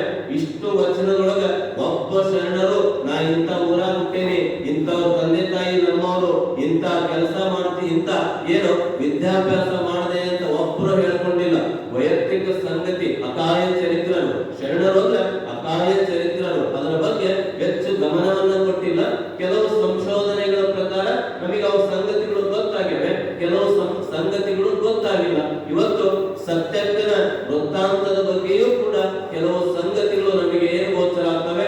ಆ ಸತ್ಯಕ್ಕ ಎಲ್ಲಿಂದ ಬರ್ತಾಳೆ ಅಂದ್ರೆ ಶಿವಮೊಗ್ಗ ಜಿಲ್ಲೆಯ ಶಿಕಾರಿಪುರ ತಾಲೂಕಿನ ಏನು ಹಿರೇಜಂಬೂರು ಅನ್ನುವಂತಹ ಒಂದು ಗ್ರಾಮ. ನೋಡಿ, ಇದನ್ನೆಲ್ಲ ಇತಿಹಾಸಕಾರರು ದಾಖಲಿಸುತ್ತಾರೆ. ಇಷ್ಟೇ ದಾಖಲಿಸಿದ್ದಾರೆ. ಮುಂದೆ ಆಕೆ ಮದುವೆ ಆದ್ಲೋ ಇಲ್ಲೋ, ಲಗ್ನ ಆತೋ ಇಲ್ಲೋ, ಮಕ್ಕಳಾದೋ ಇಲ್ಲೋ, ಇದ್ಯಾವ ಸಂಗತಿಗಳ ಬಗ್ಗೆ ಬೆಳಕು ಚೆಲ್ಲೋದಿಲ್ಲ. ಯಾಕೆ 900 ವರ್ಷಗಳ ಹಿಂದೆ ಆ ಸಂಗತಿಗಳ ಬಗ್ಗೆ ಗಮನ ಹರಿಸಲಿಲ್ಲ. ಬೇರೆ ಯಾರದೋ ಬೇಡ. ಈಗ ನಾವೇನ್ ಮಾಡ್ತೀವಿ? ನಿಮ್ಮ ಹೆಸರು ಕೇಳಿದ್ರೆ ನಿಮ್ಮ ಹೆಸರು ಹೇಳ್ತೀರಿ, ನಿಮ್ಮ ತಂದೆ ತಾಯಿ ಹೆಸರು ಕೇಳಿದ್ರೆ ತಂದೆ ತಾಯಿ ಹೆಸರು ಹೇಳ್ತೀರಿ, ಅವ್ರ ತಂದೆ ತಾಯಿ ಹೆಸರು ಕೇಳಿದ್ರೆ ಅವ್ರ ತಂದೆ ತಾಯಿ ಹೆಸರು ಹೇಳ್ತೀರಿ, ಅವ್ರ ತಂದೆ ತಾಯಿ ಹೆಸರು ಕೇಳಿದ್ರೆ ನೀವು ಹುಚ್ಚಿಗೆ ತಿಳಿತೇನೆ ಇವನಿಗೆ ಅಂತ ಅನ್ನ ಶುರು ಮಾಡ.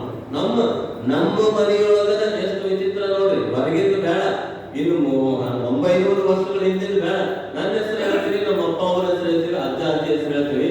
ಅಜ್ಜ ಅಜ್ಜಿ ಹೆಸರು ಕೇಳಿದ್ರೆ ಮರ್ತೋಗಿದ್ರಿ, ಅದನ್ನೆಲ್ಲ ಯಾರು ನೆನಪಿಡ್ತಾರ ಅಂತ ನಾವು. ಇನ್ನು 900 ವರ್ಷಗಳಿಂದ ಆದ್ರೂ ಅವ್ರ ಹೆಸರು ಅದಾವಲ್ಲ, ಅವ್ರ ವೃತ್ತಾಂತ ಐತಲ್ಲ, ಸಾಕು, ಇಷ್ಟು ಗೊತ್ತೈತಿ ಅಂತ ನಾವು ಹೆಮ್ಮೆ ಪಡಬೇಕು, ಅಭಿಮಾನ ಪಡಬೇಕು. ಇಲ್ಲಿ ನೋಡಿ, ಸತ್ಯಕ್ಕ ಶಿವಮೊಗ್ಗ ಜಿಲ್ಲೆಯಿಂದ ಬರ್ತಾಳ. ಶಿವಮೊಗ್ಗ ಇಲ್ಲಿ ಬೀದರ್ ಜಿಲ್ಲೆ, ಈ ಬಸವ ಕಲ್ಯಾಣ ಇಲ್ಲಿ ಎಷ್ಟು ದೂರ, ಅಷ್ಟು ದೂರದಿಂದ ಆಕೆ ಕಲ್ಯಾಣಕ್ಕೆ ಬಂದು ಕಸ ಹೊಡೆಯುವಂತ ಕಾಯಕವನ್ನ ಮಾಡಬೇಕಾದ್ರೆ ಬಹಳ ವಿಶೇಷ. ಶಿವಮೊಗ್ಗ ಜಿಲ್ಲೆಯ ಬಹುದೊಡ್ಡ ವಿಶೇಷತೆ ಏನು ಅಂತಂದ್ರೆ ಶಿವಭಕ್ತಿಗೆ ಹೆಸರುವಾಸಿಯಾಗಿರುವಂತಹ ಶಿವಮೊಗ್ಗ ಜಿಲ್ಲೆ ಅಪ್ರತಿಮ ಶರಣ ರತ್ನಗಳನ್ನ ಕೊಟ್ಟಿರುವಂತಹ ಹೆಗ್ಗಳಿಕೆ ಯಾವ ಜಿಲ್ಲೆಗೆ ಕರ್ನಾಟಕದ ಐತಿ ಅಂದ್ರೆ ಅದು ಶಿವಮೊಗ್ಗ ಜಿಲ್ಲೆಗೆ. ಯಾಕೆ?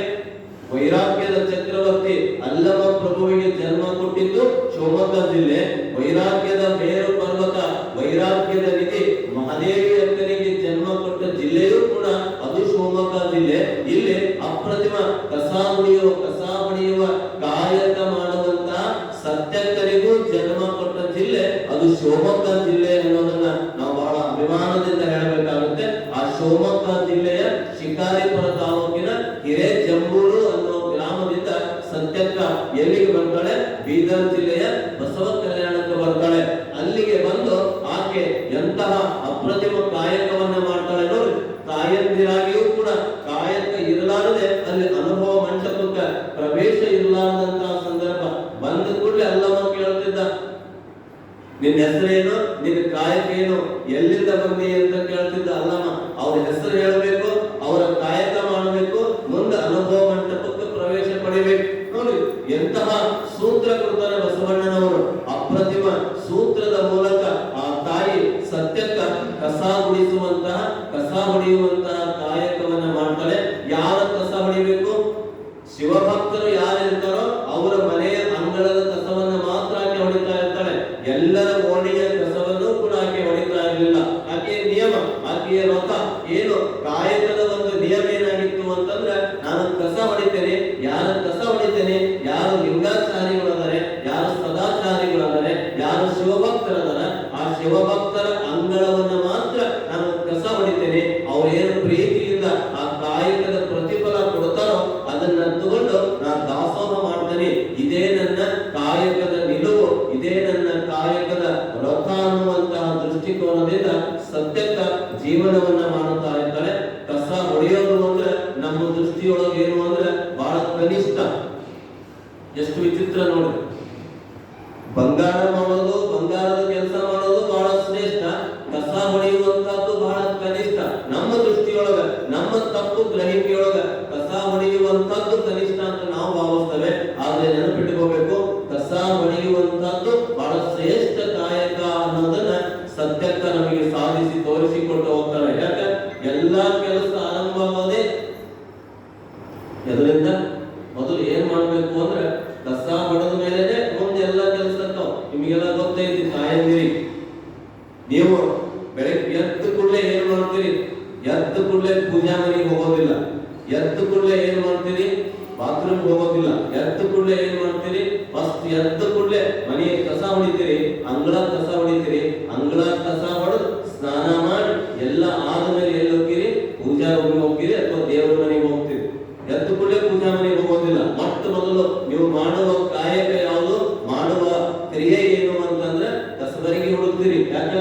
ಕಸಬರಿಗೆ ತಗೊಂಡು ಕಸ ಹೊಡೆದು ಸ್ವಚ್ಛ ಆಯ್ತು ಅಂದ್ರೆ ಮುಂದೆ ನಾವು ಕುತ್ಕೊಳ್ಳೋಕೆ ಸರಳ ಆಕತ್, ಕುತ್ಕೊಳ್ಳೋಕೆ ಆನಂದ ಆಕತ್, ಕುತ್ಕೊಳ್ಳೋಕೆ ಉತ್ಸಾಹ ಆಕತ್. ನಮಗೆ ಬಹಳ ಆನಂದ ಆಗೋದು ಯಾವಾಗ? ಬಹಳ ಸಂತೋಷ ಆಗೋದು ಯಾವಾಗ? ಈ ಮಂಟಪ ಸ್ವಚ್ಛ ಐತಿ ಅಂತ ನಾವೆಲ್ಲ ಕುತ್ಕೊಂತೀವಿ. ಬಹಳ ಹೊಲಸಿತ್ತು, ಬಹಳ ದುರ್ವಾಸನೆ ಬೀರ್ತಿತ್ತು, ಈ ಮಂಟಪ ತುಂಬಾ ಕಸ ತುಂಬಿತ್ತು ಅಂದ್ರೆ ನೀವಲ್ಲ ನಾವ ಹೆಚ್ಚಿಡಾಮೇಲೆ ಅಲ್ಲಿ ಕೆಟ್ಟ ಹೊಲಸೈತಪ್ಪ, ಅಲ್ಲಿ ಗಲೀಜ್ ಐತಿ, ದುರ್ವಾಸನೆ ಐತಿ, ಅಲ್ಯಾಕೆ ನಾವು ಹೋಗೋದು ಅಂತ ಮೊಟ್ಟ ಮೊದಲು ನಾವೇ ಏನು ಮಾಡುವಂತಹ ಮೊದಲ ಕ್ರಿಯೆ ಏನು ಅಂತಂದ್ರೆ ಅದು ಕಸ ಗುಡಿಸುವಂತಹ ಕಾಯಕ. ಕೆಲವರು ಅಂತಿರ್ತಾರೆ, ಹೊಸ ಮನೆ ಮಾಡಿದ ಮೇಲೆ ಕಸದರಿಗೆ ತಗೊಂಡು ಕಸ ಹೊಡೆಯಕ್ಕೆ ಎಂತ ವಿಚಿತ್ರ ನೋಡಿ. ಹೊಸ ಮನೆಯೊಳಗೆ ಕಸಬರಿಗೆ ತಗೊಂಡು ಕಸ ಮುಗಿಸಿದ್ರೆ ಲಕ್ಷ್ಮಿ ಹೊರ ಹೋಗ್ತಾಳ, ಇವತ್ತು ಕಸ ಹೊಡಿಬೇಡಿ ಅಂತ ಕರ್ತೀವಿ. ಎಷ್ಟು ವಿಚಿತ್ರ ಅಲ್ಲ? ಲಕ್ಷ್ಮಿ ಹೊರ ಹೋಗ್ತಾಳ ಅವತ್ತು ಒಂದು ದಿವಸ, ಇನ್ನು ಉಳಿದ ದಿವಸ ವಿಚಾರ ಮಾಡಿ ಸುಮ್ಮನೆ ಅವತ್ತು ಒಂದು ದಿವಸ ಕಸ ಗುಡಿಸ್ಬೇಡ್ರಿ ಎನ್ನುವಂತ ಸೂತ್ರ. ಅದು ನಮ್ಮ ತಪ್ಪು ತಿಳುವಳಿಕೆ, ತಪ್ಪು ಕಲ್ಪನೆಯ ದೃಷ್ಟಿಯೊಳಗೆ ನಾವು ಬದುತ್ತೇವೆ. ಅದಕ್ಕೆ ಕಸ ಹೊಡೆಯುವಂತದ್ದು ಅದು ಸ್ವರ್ಗಕ್ಕೆ ಸಮಾನ ಅನ್ನೋದನ್ನ ತೋರಿಸ್ತವಳು ಯಾರು ಅಂದ್ರೆ ಸತ್ಯಕ್ಕ. ಯಾಕೆ? ಕಸ ಹೊಡೆದು ಅಂದ್ರೆ ಮನೆಗೆ ಎಲ್ಲರೂ ಬರ್ತಾರ. ಬಹಳ ಸ್ವಚ್ಛ ಇತ್ತು ಅಂದ್ರೆ ಎಲ್ಲರೂ ಬರ್ತಾರ, ಗಲೀಜಿತ್ತು ಅಂದ್ರೆ ಅಲ್ಲೇ ಹೋಗೋದು ಬಿಡಪ್ಪ. ಅದಕ್ಕ ಬಸವಣ್ಣ ಮನೆಯೊಳಗೆ ಇದ್ದಾನೋ ಇಲ್ಲವೋ ನೋಡಿ ಎಷ್ಟು ಚಂದ ಹೇಳ್ತಾರೆ ಬಸವಣ್ಣನವರು. ಮನೆಯೊಳಗೆ ಇದ್ದಾನೋ ಇಲ್ಲವೋ, ತನುವಿನೊಳಗೆ ರುಚಿ ತುಂಬಿ ಮನೆಯೊಳಗೆ ವಿಷಯ ತುಂಬಿ. ನೋಡಿ ಎಷ್ಟು ಚಂದ ಹೇಳ್ತಾರ. ಮನೆಯೊಳಗೆ ಇದ್ದಾನೋ ಇಲ್ಲವೋ, ಹೊಸ್ತಿಲಲ್ಲಿ ಹುಲ್ಲು ಹುಟ್ಟಿ ಮನೆಯೊಳಗೆ ರಜ ತುಂಬಿ. ಮನೆಯೊಳಗೆ ಮನೆ ಮಾಲಕ ಇಲ್ಲ ಅನ್ನೋದು ನಮ್ಗೆ ಹೇಗೆ ಗೊತ್ತಾಗತಿ? ಆ ಮನೆ ಮುಂದೆ ಪೂರ್ಣ ಕಸ ಬಿದ್ದಿತ್ತು, ಹುಲ್ಲು ಬೆಳೆದಿತ್ತು, ಕಸ ಕಡ್ಡಿಗಳಿದ್ವು, ಧೂಳಿದ್ವು ಅಂದ್ರೆ ಗೊತ್ತಾಗ್ಬಿಡ್ತದೆ. ಏನು ಇಲ್ಲಿ ಬಹಳ ಕಸ ಐತಿ, ಇಲ್ಲಿ ಬಹಳ ಧೂಳು ಐತಿ, ಬಹಳ ಹುಲ್ಲು ಕಸ ಕಡ್ಡಿ ಬೆಳೆದತಿ ಅಂದ್ರೆ ಈ ಮನೆಯಾಗ ಯಾರು ವಾಸವಾಗಿಲ್ಲ. ಯಾರು ವಾಸವಾಗಿಲ್ಲ ಅನ್ನೋದಕ್ಕೆ ಗುರು ಏನು, ಚಿಹ್ನೆ ಏನು ಅಂತಂದ್ರೆ ಅಲ್ಲಿ ಕಸ ಬಿದ್ದಿರೋದು, ಧೂಳು ಬಿದ್ದಿರೋದು, ಕಸ ಹುಟ್ಟಿರೋದು. ಅದಕ್ಕೆ ಈ ಕಸ ಗೂಡಿಸಿದಾಗ ಮನೆ ಸ್ವರ್ಗ ಆಗುತ್ತೆ, ಮನೆ ಉಲ್ಲಾಸದಾಯಕ ಆಗುತ್ತೆ. ಯಾಕೆ? ಸ್ವಚ್ಛ. ಎಲ್ಲಿ ಸ್ವಚ್ಛ ಮಾಡ್ತೇವೆ ಅಲ್ಲಿ ಸಂತೋಷ ಇರ್ತದೆ. ಗಲೀಜಿತ್ತು ಅಂದ್ರೆ ನಮ್ಮ ಮನಸ್ಸಿಗೆ ಕಸಿಬಿಸಿ ಆಗುವಂತಹದ್ದು, ನಮ್ಮ ಮನಸ್ಸು ಮನಸ್ಸಿಗೆ ಅಲ್ಲಿ ಅಸಹ್ಯ ಭಾವ ಬರುವಂತಹದ್ದು. ಯಾವಾಗ ಸ್ವಚ್ಛತೆ ಇಲ್ಲ ಅಂತಂದ್ರೆ ಅಲ್ಲಿ ಮನಸ್ಸು ಉತ್ಸಾಹದಿಂದ ಉಲ್ಲಾಸದಿಂದ ಇರಲಿಕ್ಕೆ ಸಾಧ್ಯವಾಗುವುದಿಲ್ಲ.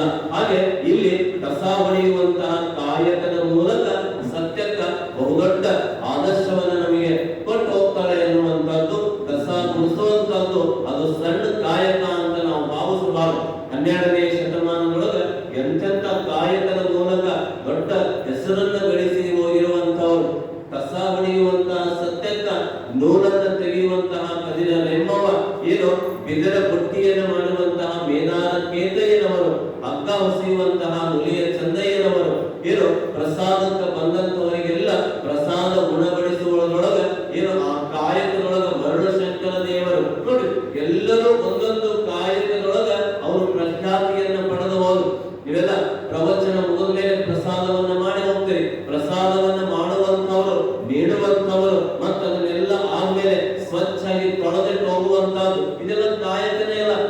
ಸ್ವಚ್ಛ ಕಾಯಕ ಏನು ತೊಳೆಯದೆ ಹೋದ್ರೆ ನಮಗೆ ಅಲ್ಲಿ ಅಸಹ್ಯ ಭಾವನೆ ಬರುತ್ತೆ, ಅದು ದುರ್ವಾಸನೆ ಬೀರುತ್ತದೆ. ಅದಕ್ಕೆ ಈ ಹೊರಗಿನ ಸ್ವಚ್ಛತೆ ಎಷ್ಟು ಮುಖ್ಯನೋ ಮನಸ್ಸಿನ ಬುದ್ಧಿಯ ಭಾವದ ಸ್ವಚ್ಛತೆಗೂ ಕೂಡ ಸತ್ಯಕ್ಕ ಅಷ್ಟೇ ಆದ್ಯತೆಯನ್ನು ಕೊಡ್ತಾಳೆ. ಅಂತಹ ಸತ್ಯಕ್ಕ 27 ವಚನಗಳನ್ನ ಕೊಟ್ಟಿರುವಂತಹ ಸತ್ಯಕ್ಕ ಬಹಳ ಸುಂದರ ವಚನಗಳನ್ನ ಕೊಡ್ತಾಳೆ, ಅದ್ಭುತ ವಚನಗಳನ್ನ ಕೊಡ್ತಾಳೆ. ಕಸ ಹೊಡೆಯುವಂತಹ ಸತ್ಯಕ್ಕ ಏನು ಶಂಭು ಜಗ್ಗೇಶ್ವರ ಅನ್ನುವಂತಹ ವಚನಾಂಕಿತದ ಮೂಲಕ 27 ವಚನಗಳನ್ನ ಕೊಡ್ತಾಳೆ.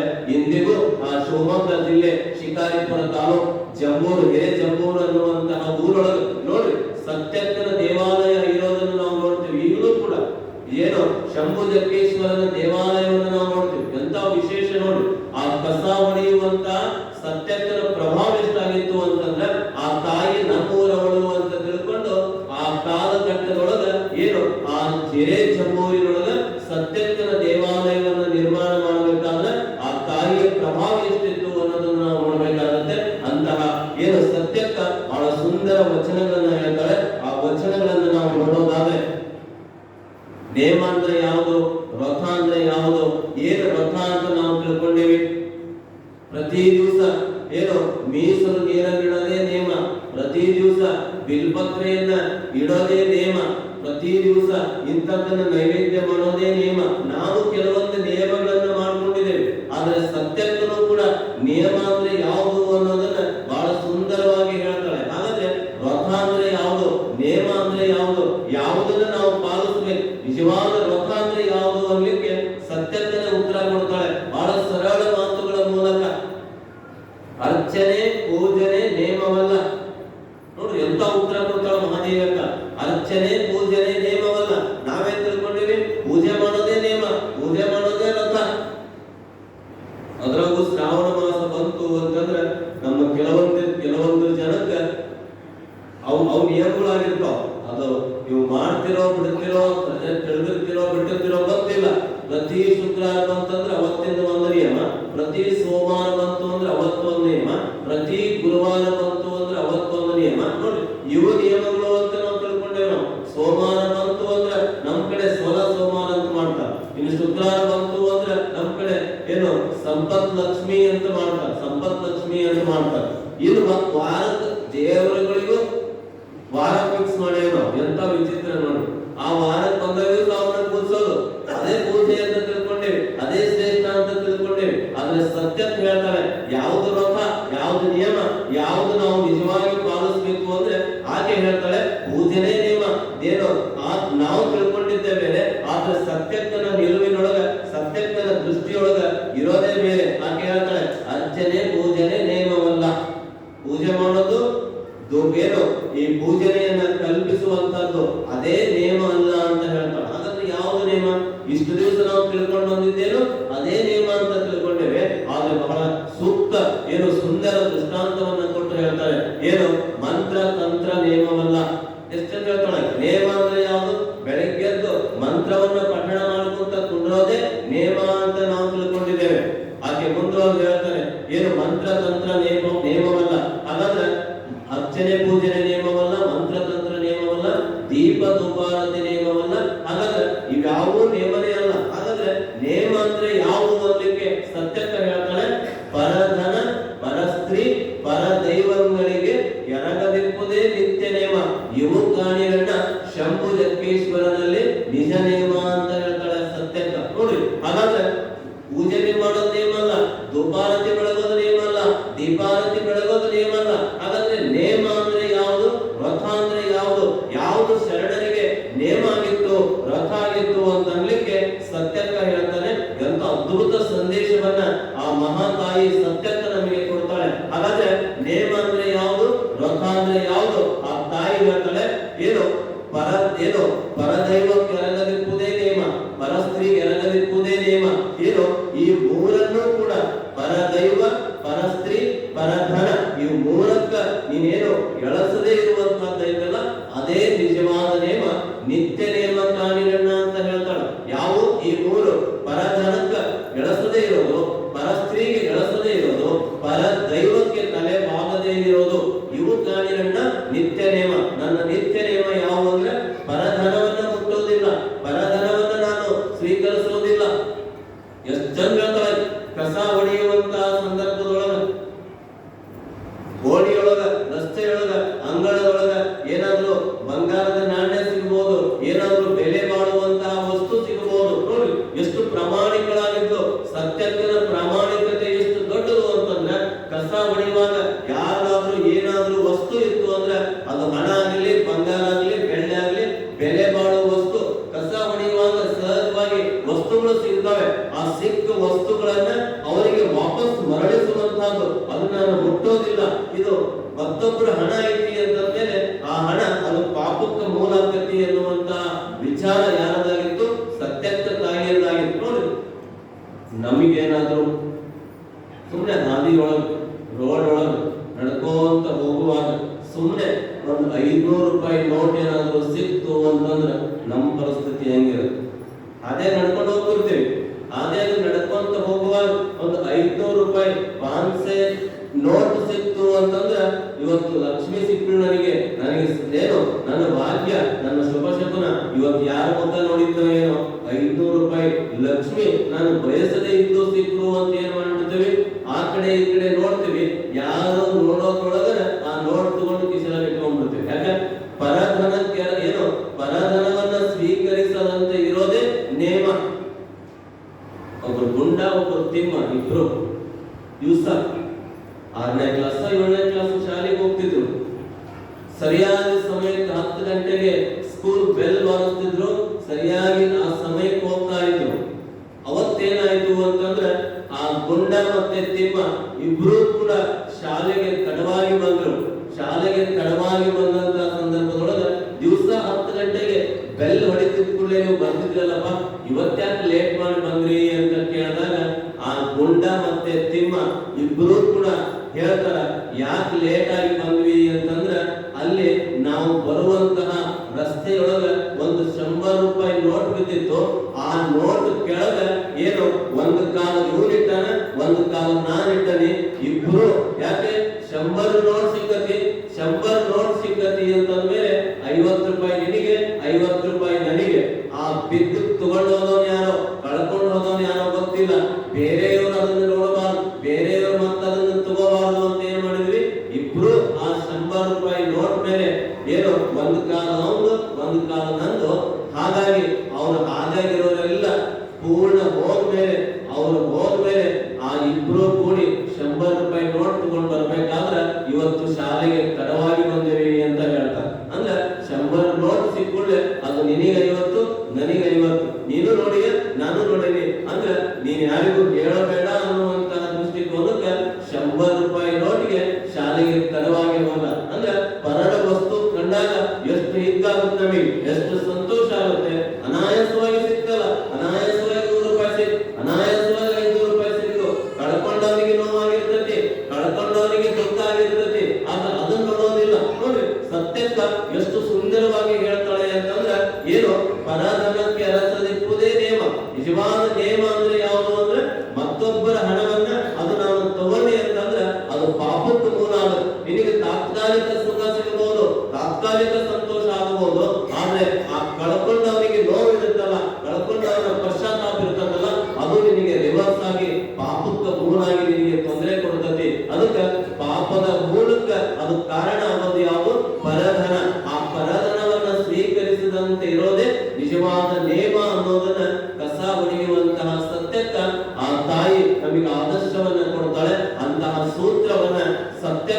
ಕೊಡ್ತಾಳೆ. ಮುಂದುವರೆದು ಹೇಳ್ತಾಳೆ, ಪರಸ್ತ್ರೀಗೆ ಎರಗದಿಪ್ಪುದೇ ನೇಮ.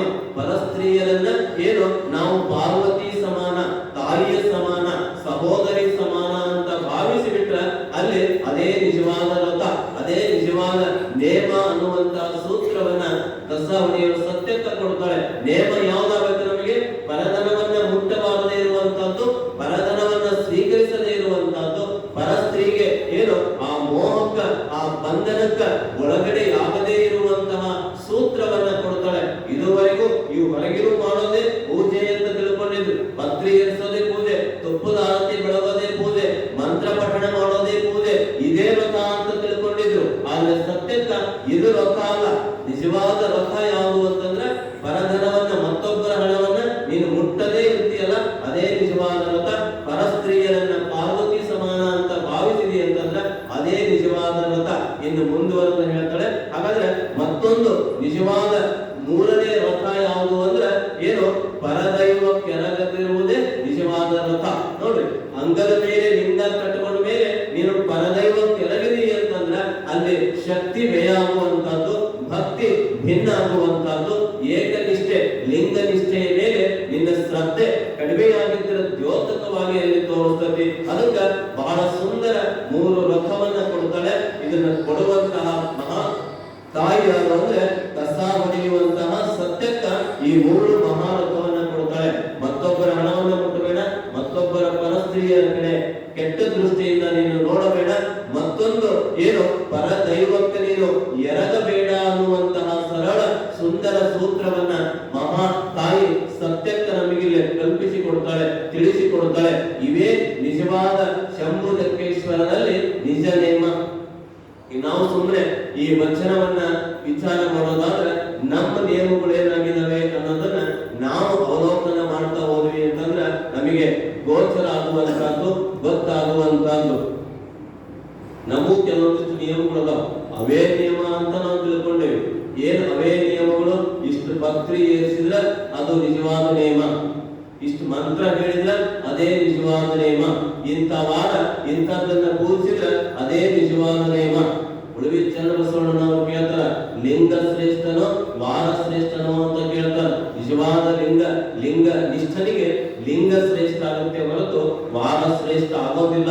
ಹಾಗಾದ್ರೆ ನೀವು ವಾರದ ಭಕ್ತರಾಗ್ತೀರಿ ಹೊರತು ಲಿಂಗದ ನಿಷ್ಠೆಯ ಭಕ್ತರಾಗ್ಲಿಕ್ಕೆ ಸಾಧ್ಯವಿಲ್ಲ ಅನ್ನೋದನ್ನ ಶರಣರು ನಮಗೆ ಕಲ್ಪಿಸಿಕೊಡ್ತಾರೆ. ನೋಡಿ, ಒಬ್ಬ ಕಸ ಹೊಡೆಯುವಂತಹ ಕಾಯಕ ಮಾಡುವಂತಹ ಸತ್ಯಕ್ಕ ಎಷ್ಟು ಸುಂದರ ಅರ್ಚನೆ, ಪೂಜನೆ ನೇಮವಲ್ಲ, ಮಂತ್ರ ತಂತ್ರ ನೇಮವಲ್ಲ, ಧೂಪ ದೀಪಾರತಿ ನೇಮವಲ್ಲ, ಪರಧನ ಪರಸ್ತ್ರೀ ಪರದೈವಗಳಿಗೆ ಎರಗದಿಪ್ಪುದೇ ಇವು ನಿತ್ಯ ನೇಮ ಕಾಣಿರಣ್ಣ ಶಂಭು ಜಕ್ಕೇಶ್ವರನಲ್ಲಿ ಅನ್ನುವಂತಹ ಈ ವಚನವನ್ನ ಸತ್ಯಕ್ಕ ನಮಗೆ ಕೊಡ್ತಾಳೆ. ಇಂತಹ ಅಪ್ರತಿಮ 27 ವಚನಗಳನ್ನ ಸತ್ಯಕ್ಕ ನಮಗೆ ಕೊಡ್ತಾಳೆ.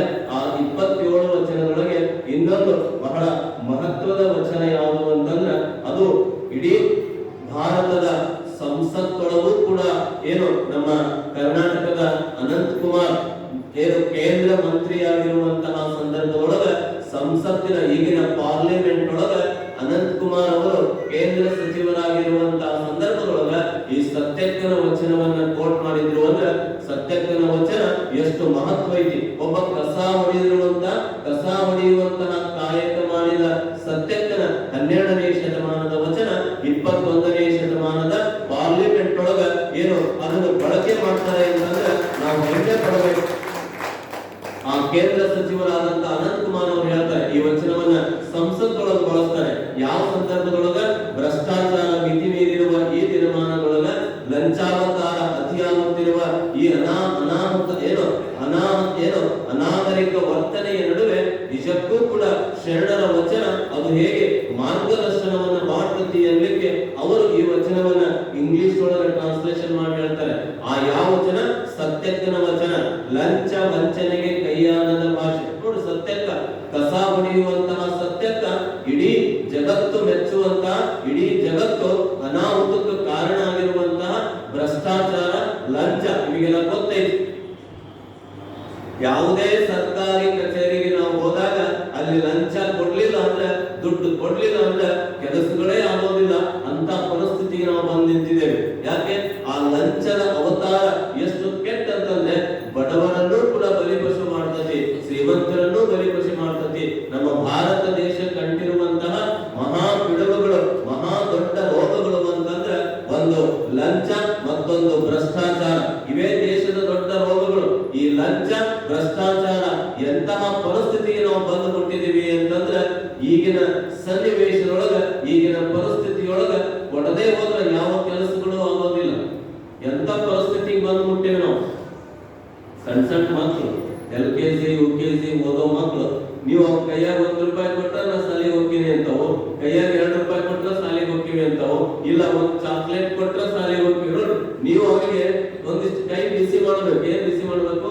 ₹1 ಕೊಡು, ₹2 ಕೊಡು, ಒಂದು ಚಾಕ್ಲೇಟ್ ಕೊಡು, 2 ಚಾಕ್ಲೇಟ್ ಕೊಡು. ನೋಡಿ ಯಾವ ಮಟ್ಟಕ್ಕೆ ನಾವು ಬಂದ್ಬಿಟ್ಟು ನಿಂತಿದ್ದೀವಿ ಅಂದ್ರೆ ಆ ಮಕ್ಕಳನ್ನ ಸ್ಕೂಲಿಗೆ ಕಳ್ಸಾದ್ರು ಕೈಯಾಗ ಹೋಗ್ಲಿಕ್ಕ, ನೀನ್ ಶಾಲೆಗೆ ಹೋಗು, ಈ ಶಣೆ ಆಗು, ₹1 ₹2 ತಗೊಂಡು ಹೋಗು. ಹಿಂಗ ಕಲಿಸಿ ಕಲಿಸಿ ಕಲಿಸಿ ಕಲಿಸಿ ಮುಂದೆ ಪರಿಸ್ಥಿತಿ ಏನಾಗ್ತತಿ ಅಂತಂದ್ರೆ ಮುಂದೆ ಏನೇ ಮಾಡ್ಬೇಕಾದ್ರೂ ಅವನು ತಾ ತಾ ತಾ ತಾನ ಶುರು ಮಾಡ. ತಾಯಿ ಹತ್ರ ಇಸ್ಕೊಂಡಿರ್ತಾನ, ₹1 ತಾ, ₹2 ತಾ, ಚಾಕ್ಲೇಟ್ ತಾ.